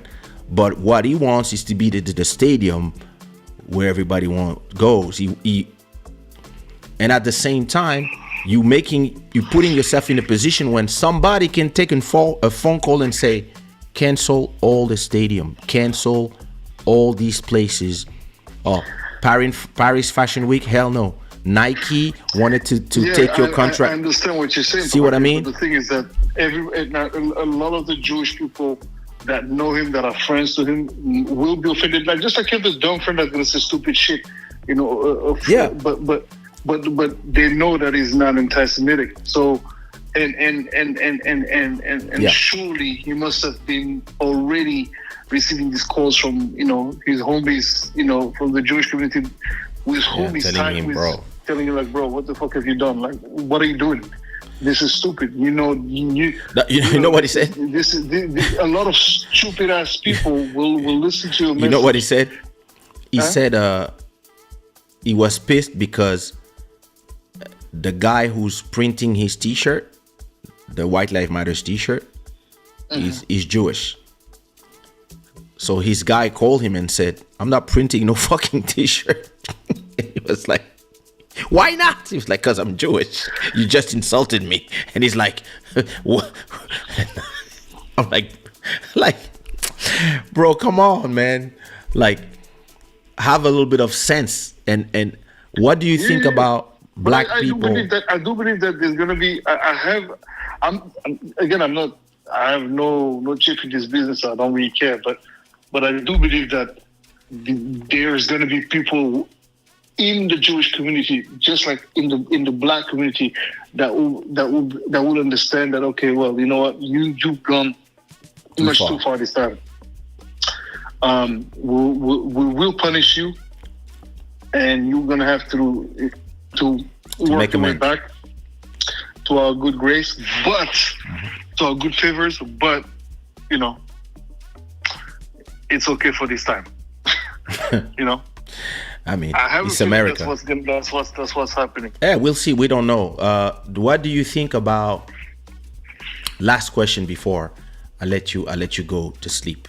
I'm actually in studio mode tonight, but yeah, go ahead. Aye. Can I have a remix for you to do, please? I can't do a remix right now, bro. I have to give me a good week and a half at least, because I'm busy right now, just finishing this record for these guys, man. I'll wait for you. So, what do you think of? I still have to deliver that Deep House joint, though. Oh, please. That's the public. But yeah, go ahead. What do you think of the members of the black community saying that? How come Kanye is being canceled because he spoke about everything he spoke about, George Floyd, the Jews, etc. But nobody's canceling all the rappers and all the hate from black people coming to black people, calling women the B word, saying the N words all the time, being talking about murdering people, twerking and all that stuff, and being that horrible. I mean, that culture. What do you think of the black people saying why do we cancel when Kanye talks about one culture or one religion, but not when all these rappers are just insulting their own culture, and they put themselves in victim mode, saying, yeah, I mean, you benefit the same people who are complaining, the social media and all these people are playing all these songs and making multi-millions about criminal activities and the culture of du vide. Well, you can't really, I mean, okay, well, if you want to go deep, it depends, because I think, well, first of all, the Jews, I mean, you got to be fucking dumb, man. You know, this segment of the world population has been victim of a freaking fucking Holocaust. I mean, you know, there's been an extermination of their people. Mm-hmm. You know, just a couple of years ago, like, you know, some of these people, some of the survivors of these atrocities are still alive to these days. So yes, don't be fucking stupid, you know, don't touch that. I mean, same thing, you know, don't, as black people, like, you know, you I don't know, man. I think that there's such a disconnection between, you know, there's a pride to be black and to be this and our culture and this and that and the other, but is that sometimes, as you said, is this our culture? Is the trap thing, the twerking everywhere, the twerking, the fucking, you know, all of these things, is that the culture? All the new BBL rappers. And it's like, okay, it's part of the culture, but it's a culture of violence, and I remember watching a documentary on, I think it was on Hulu. 50 Cent was flying, they were flying, I think the UN or something. 50 Cent was part of this thing where he had to be flown to Sudan or South Sudan, something like that. And, you know, obviously a lot of the kids know 50 Cent. Yeah. So they wanted him to sing his Candy Shop tune when he speaks about, you know, he raps about, like, you know, bitch this, the B word, whatever. Yeah. And he couldn't rap it. He felt ashamed. And he said it. He said, I'm sorry, I can't say these words. Just he really felt like, you know, it was not the place. I think of course, art needs to be used to express whatever you feel like expressing, and there needs to be room for that as well. But unfortunately, it, you know, as you said very well, because I think the mainstream, I mean, the record label realize that, oh, this is what people want. They want drama, they want all this nonsense, all these reality TVs and stuff like that. You know, new housewives or whatever, new NBA wives or Real Housewives or whatever. All these nonsense shows and stuff, you know, trigger people's attention. People like gossip. People like all this drama. So obviously, you're gonna go and milk the cow as much as you can, and instigate a lot more of this to, you know, to grow and generate more revenue. So, I mean, you know, we spoke about that you and I many times, but I think that but the people are now complaining of what they call the deplatformation of Kanye. Yeah, but it's not the same. Like, yeah, I don't even know if it's. First of all, I don't even know if to platform anyone. I mean, wait. Let me go on Twitter. Trump or Kanye, like, you know, like. Wait, let me go on Twitter and search for Kanye. I think it's very silly to deplatform anyone. I mean, unless you're a fucking pedophile. His Twitter is still here. Yeah, of course he's gonna. I told you. Like, let me go on Instagram. Kanye, man. So why are people complaining that it has been deplatformed then? Because the Drink Champ episode has been damn. And it's been removed for what? It's not been. It's there. You can watch the Drink Champ episode today, right now. The whole 3 hours have been uploaded by guys. I'm sorry. I have a question. Sorry, I have nothing to do. I was going to search on Instagram, right? For the Instagram of Kanye. Why is Instagram only showing me all these girls? I'm married. Like, what's wrong? Like, what is Instagram trying to tell me? Showing me a bunch of beauties. Anyway, I don't know. maybe it's for you. He's here on Insta. Oh, yeah, he's still here. Of course. I mean, I don't know what people are talking about, man. Yeah, he's there, man. He's there. So Yes, why yeah. are the black people complaining about? Yeah, they're deplatforming him about. He's here. Yeah, he's here, man. He ain't going nowhere. Y'all be getting excited. Listen, I'm gonna tell you what's gonna happen, right? Mm-hmm. He's gonna go to Africa. He's gonna disappear for a little bit. Get some pills, maybe come back from this episode. Go to Africa. Not post nothing for a time. And then he's gonna do us like the other time. He's gonna arrive with a video where he's in the middle of Zambia or Congo or Ethiopia or somewhere. And Yeah, most likely. with a big chorale full of black people that we're gonna do, "Oh, pam pam pam pam pam pam," and then you have millions of comments of, "Oh my God, amazing!" Because everybody forgets so fast everything, and then he's gonna come as his new version, remove this mask, put the next one, Courtney style, and it's gonna be like, "Hey, now I'm not a pastor anymore. Now I'm a whatever. I'm a newfound whatever." And then he's gonna come with some music and some new Yeezys, and all the people who are yelling, insulting him right now are gonna go and buy everything and make him another But that's billion. already what they've been doing anyways. Like, people keep on doing that. Like, especially, like the black community in general. Like, oh, can you this, can you that? And as you know, they love to hate on the Kardashians. Like, if the Kardashians were forcing whether it be Kanye or any of these other dudes they've been with, like, come on. Like, at the end of the day, man, I mean, it is what it is. I guess, people need to find reasons to hate. Kim Kardashian should be whatever with it is. you. Kim Kardashian should be with you. Man, Kim Kardashian She would be a good African woman. They're being with dumb fucks, man. With all due respect, like, this woman doesn't know how to choose, man. I'm sorry. Like, okay, I mean, Kanye billionaire, this and that, but like, the shit that this guy be doing is not.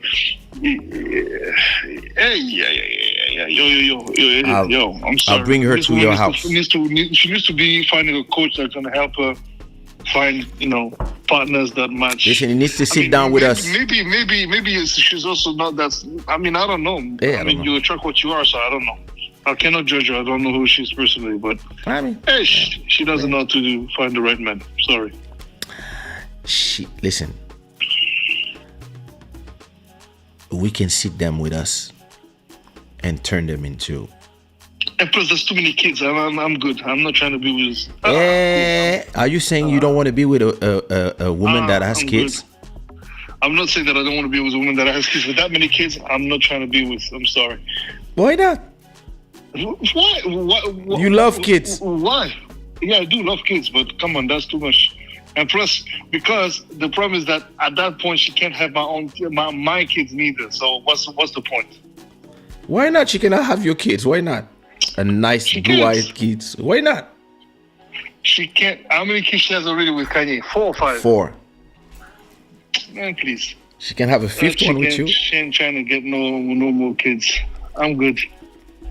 Aye. I mean, Yeah, I mean, she's fine. I'm not saying that, but look, you know what? It's not so much because she has it's the whole like drama of dealing with the kid's father. Like, hey, look, man. I would love to see Kanye tweeting about you. Fucking name, man. Can you talk about me? That would be fun. I mean, He might become your friend. I was about to say that. I'd be like, Yo, he might respect. listen. He might be like, yo, respect, Bro. We are amazing ex-boyfriends. We get along with man. people. We get along with the ex-boyfriend, even if it's crazy.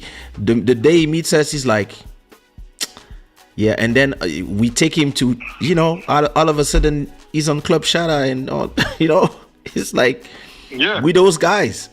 We don't come. We are those guys. You know, we are those guys that the guy would be like, yo, I mean, yeah, listen, it's cool. I mean, I'm glad, and you know, yeah, you know, and you end up making a beat for the guy.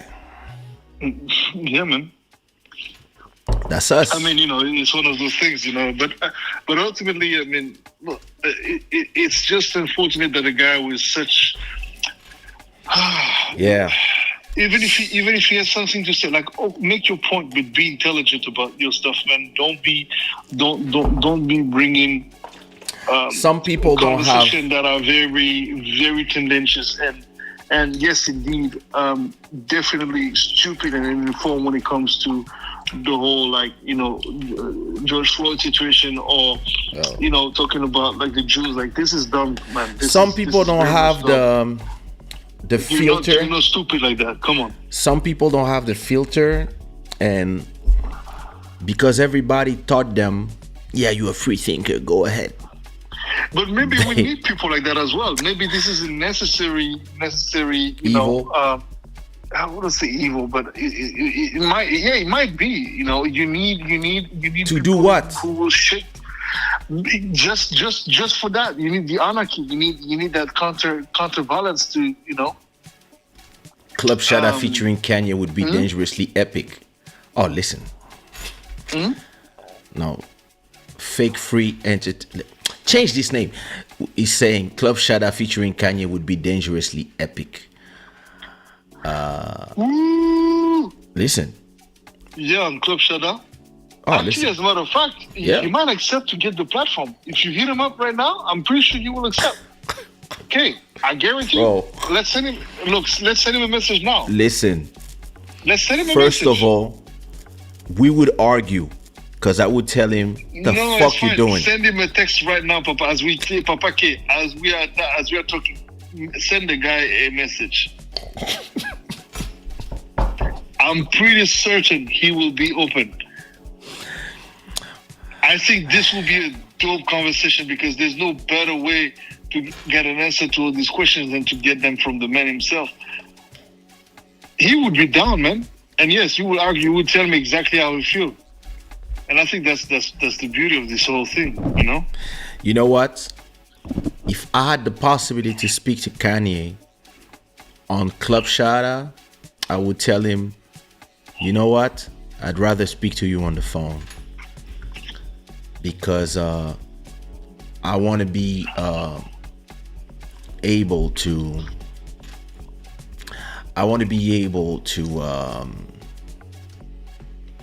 filter for you, because you can't filter, right? You might say But stuff. the thing is that he's gonna tell you, trying to mute my voice, man. I'll be like, bro, shut the fuck up. Listen, big brother talking. There's no muting your voice, whatever. I'm a fucking billionaire, man. You don't talk to me like you don't get I don't to give a talk to fuck. me like that. I don't give a fuck how much money you have.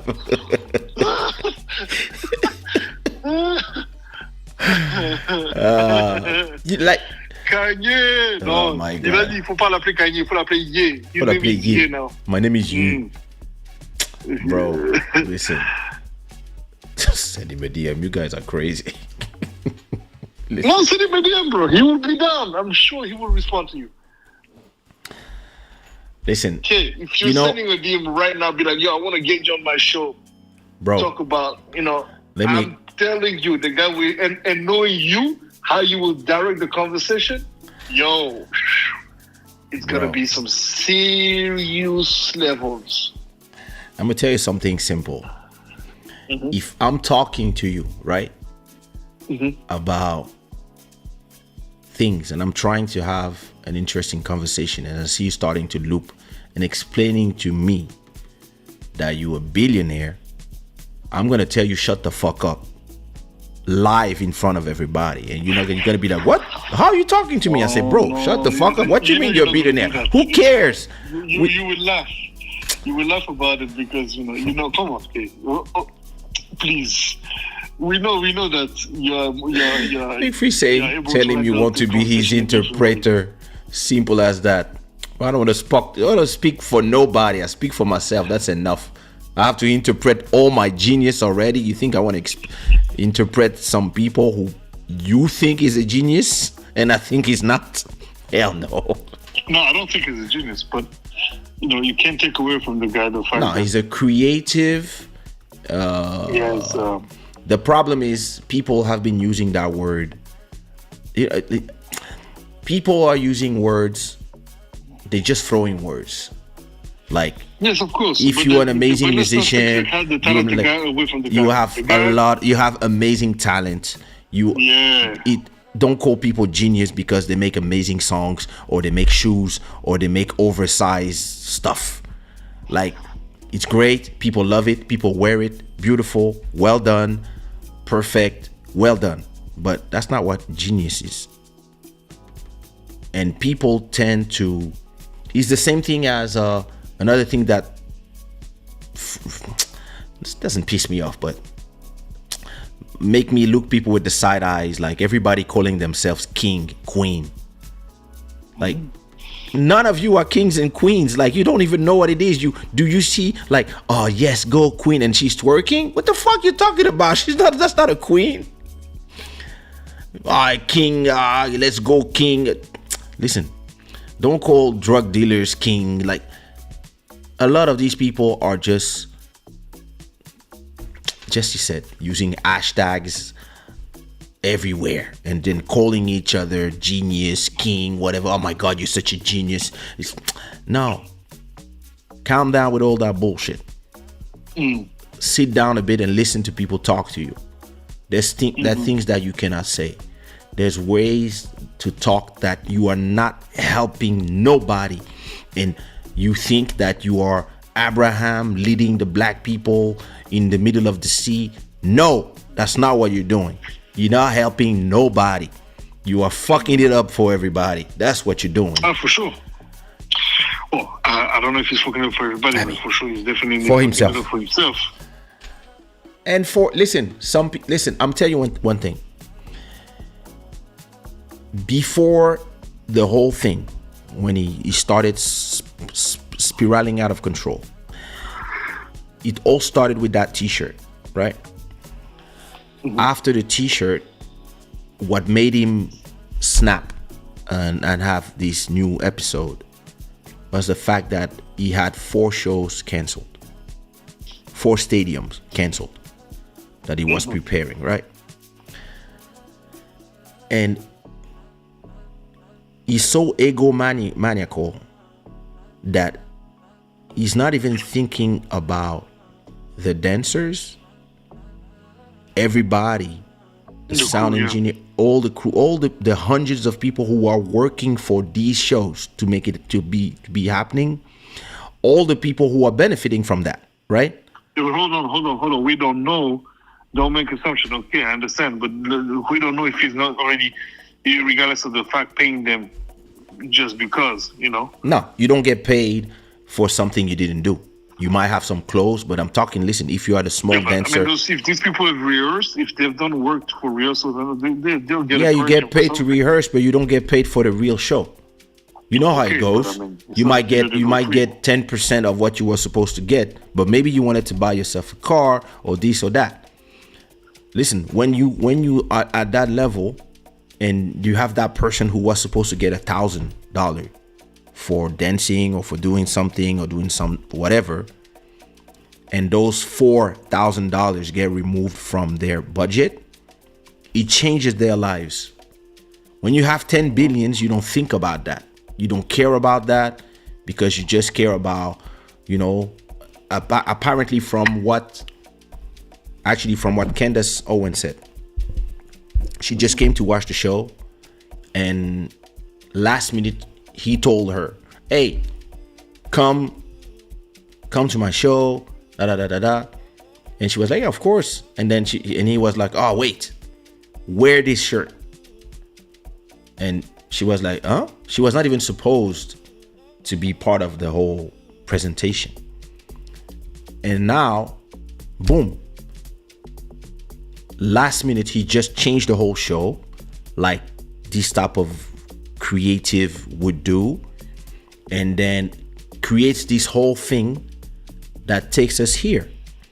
And now you have somebody somewhere that maybe will not be able to pay their rent because they were counting on that show, that contract. And maybe that person didn't have something signed with 50% in advance, whatever, and somebody's just saying, hey, here's your per diem, here's a 120 euro, good luck in life. And nobody cares about those people. At that level, those people don't care about those people. And I know because I've been on these type of movements with artists that were not as big as Kanye, but where because of whatever happened, he argued with his girlfriend, disappears for 10 days, and we were supposed to have 4 shows. All 4 shows are canceled. And yeah, you have maybe a girl that was supposed to be paid 100 euros to just be at the entrance distributing flyers or something, or saying just a hostess.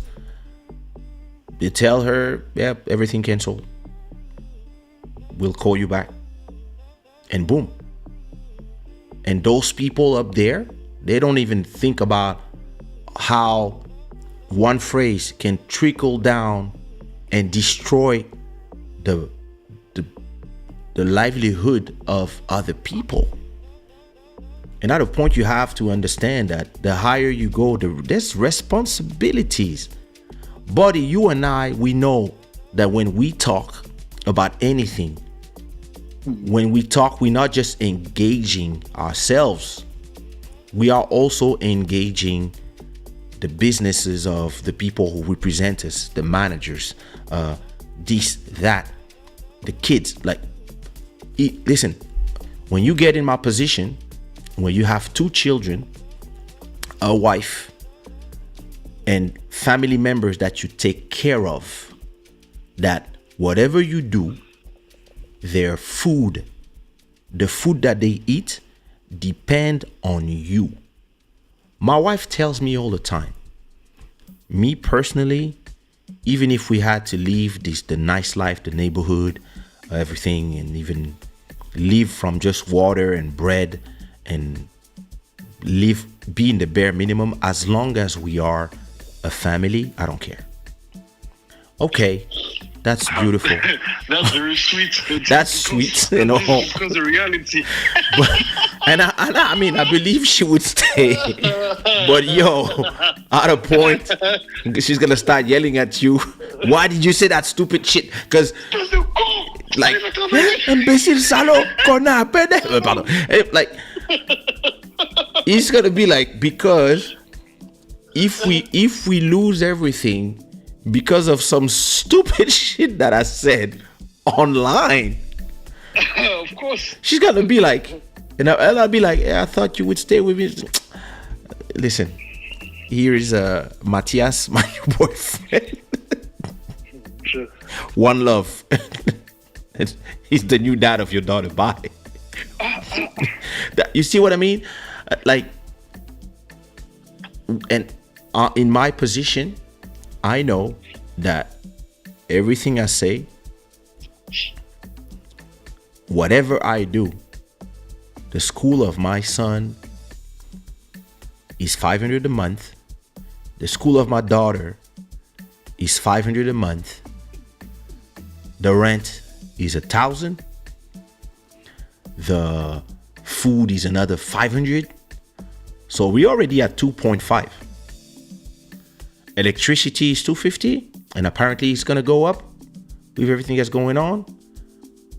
You add the Uber Eats, the this, the that, the subscriptions of this and that.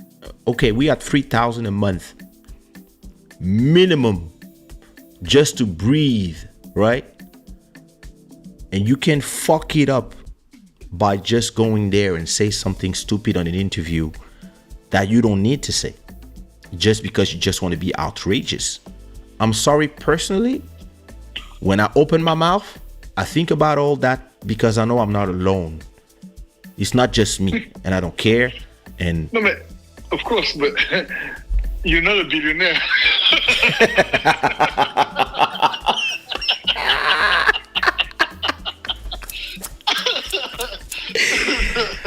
I believe if I was, I would still. But yeah, that's true. Exactly. Maybe that's because I'm not a billionaire, or maybe because I'm not. You're not yet a billionaire. Let me rephrase that better, please. I'm sorry. Bro, trust me. You're not yet a billionaire, Papa. Donc, when you become, we will see if that conversation is the same. I don't. At a certain level of power, man, the shit you say is because somebody made you feel like you could say them. Bro, that's why. I think I've seen enough money pass through my bank account. You know, some people in their life, they will maybe, I don't know, maybe in a whole working life, maybe they will make 200,000, right? In total. I'm trying to, like, listen, somebody who makes 1,000 a month in their working days, maybe if they work for 40 years, every year they're gonna make like what, 12,000. Some people are there, right? So if you take 10 years, that's 100,000. 40 years, they might make 500,000, let's say, right? I made that type of money I already received like 250,000 in one day. And I probably seen money go through in terms of millions, and I paid taxes with serious type of, when you have to pay your taxes, it hurts.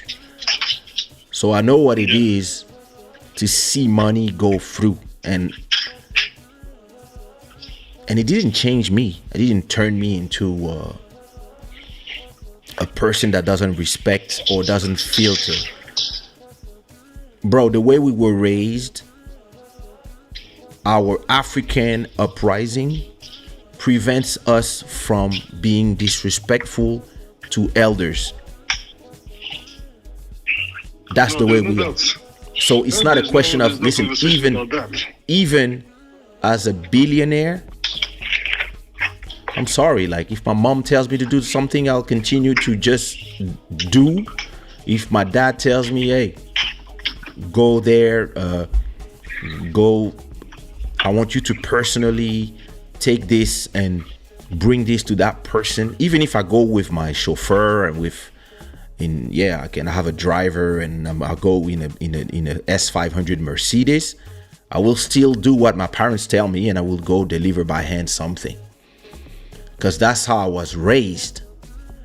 And I think there's a big problem in a lot of these American celebrities and their counterparts in Africa, some of them that just don't have the education to understand that, no, there's some things that you just don't do.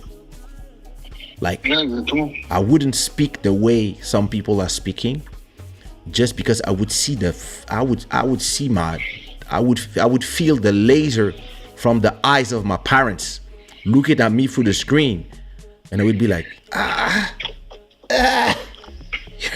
c'est chaud, huh? Mm-hmm. So that's me. So it's not really a question of money. I think it's a question of education.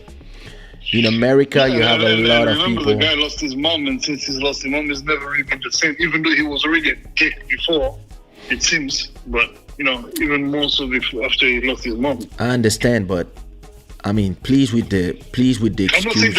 I'm not saying that it excuses, but it seems like he flipped a switch after his mom passed away. Bro, we sadly lost yours this year, and you didn't change. You didn't become some crazy individual. No, but that's education. That's not in me, but at the same time, I think that a part of me is definitely more bold than it was before. Because, No problem. But yeah, of course, my education is my education. Can never take Thank that you. away. Listen, if you are educated by people who teach you the basis of life in a certain way, these things stick, and you can become rich and decide that there's some things that you don't want to do. I mean, I'm in this position. There's some things that I don't want to do anymore. Like, I get invited to do things, to perform here and there, and I say no, because I can't say no. But I still say it with a lot of respect, and I still respect my craft. I still respect music, etc., etc. Very black free thinker said something very important and very true. A crisis always reveals who a person really is. Oh. Indeed. That's a fact. That's a fact. So, at a point, yeah, I can love your music, but I can still call out bad behavior when I see it.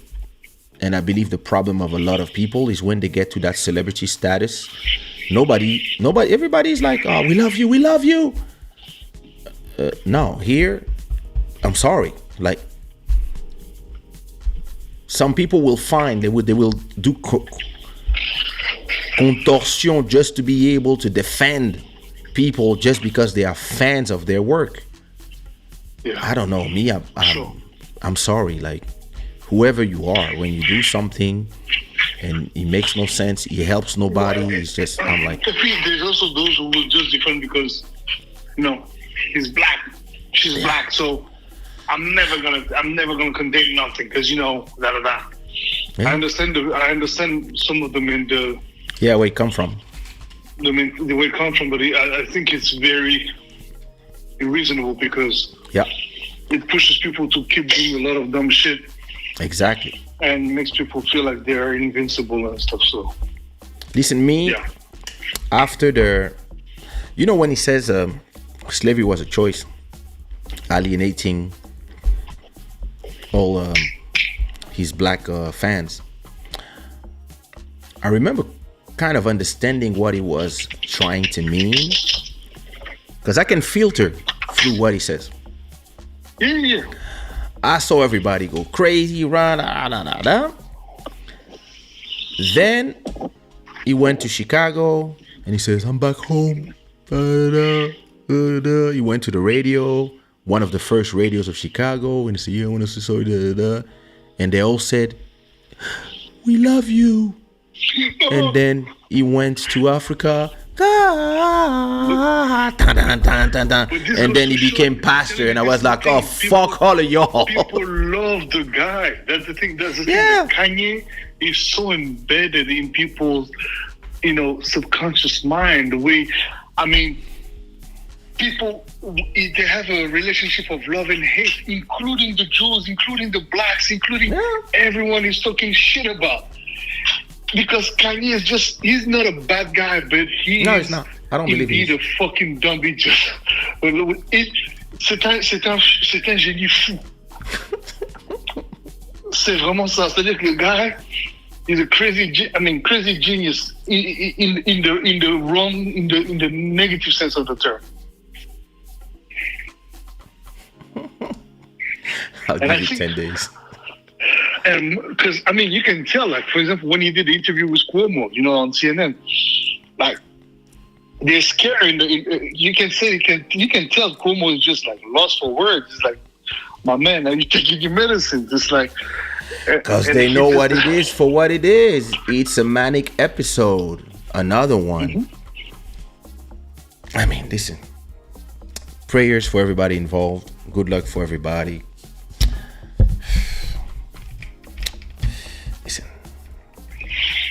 Good luck. I don't need Kim Kardashian. I'm sorry. Hey! Armenia. With some. Yeah, I'm good.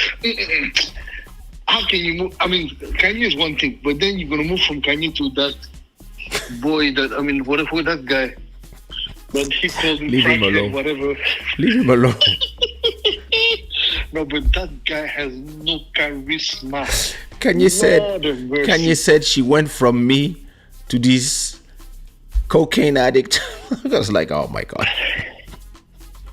Oh my God. I mean, Listen, some people just have no self-pity, comme on dit, quoi. listen, some women, you know, I know a lot of girls that after it didn't work with black guy number 20, they go the total opposite with a guy that is not only white but also looking like nothing, and just because they just want to leave. Maybe they've been doing too much of the same thing, and they just want to really go to the complete opposite. And then at a point they're like, yeah, well, thanks for the band-aid, you fired, because I'm ready to go back to my ways, what I like. At a point we all try, you know? Ça, c'est ça, mais bon. Ah. Okay. I feel you. Listen, But I honestly believe that vraiment, it's complicated. we are dealing with but going back to your conversation, to your question about like canceling and stuff, I think that, and the platforming, this is definitely something that these platforms need to start doing. Yeah, Except, I do agree. and again, because they are not deplatforming these freaking animals that are talking, you know, those pedophiles that are now acting like MAP. How do you call it? MAP. Which one is it? MAP. Oh my God. Yeah, because they're part of the group, so you know. And MAP stands for what again? C'est quoi c'est? MAP. What is it? Minor attracted person or something? I forgot. Wait. Yeah, MAP. So these people, they are not being cancelled. None of that. No. Pas de problème. Because the platform. But the rest, no, please. No, because the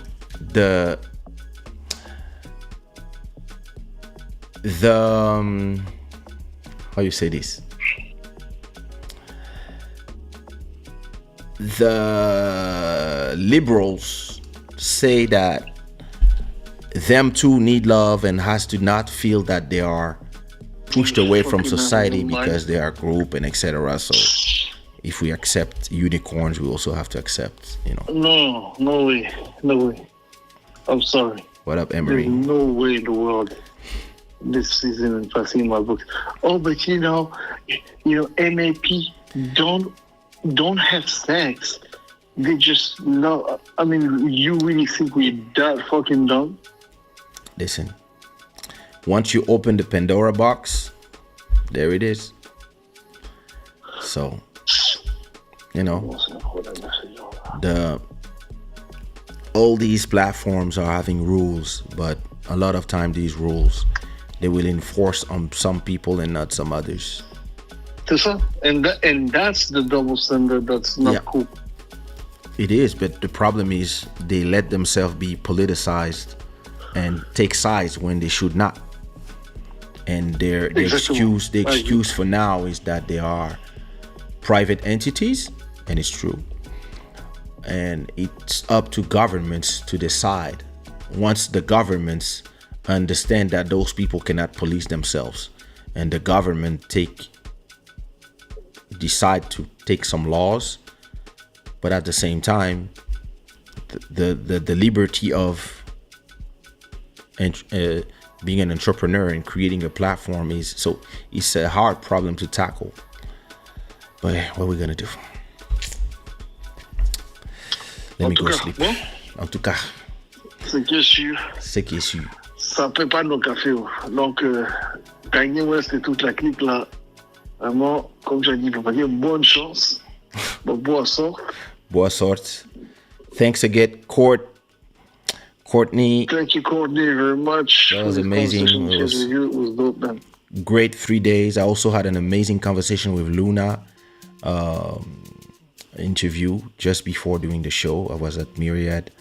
We had an amazing talk about music and Luna? Who is Luna? The one who interviewed you last year from New York. Oh, yes. Yeah. Ah, cool, man. Yeah. That was cool. It's cool. All right, man. Cool. Ah, cool. Bon, papa, ok. Yeah. Bon, bonne nuit, hein. T'as vu, j'ai tenu. C'est Il y a bien. de l'espoir quand même dans la vie. Vraiment. Si. Bon. All right. Tokos. Toleka. Ciao. Everybody, this show was brought to you by Shada and the Gods of Good Fortune. It is 2:48 a.m. If you enjoy the show, enjoy the conversation, give me some rambos in the chat. Don't forget that you can support the show with a super chat. And you can also buy yourself something on shadaware.com, like this Club Shada hat. And I'm going to leave you with what is actually playing that I really like. This is My Somebody instrumental. And I will see you Sunday for the continuation of Club Shada, episode 248. Bisous, see you soon.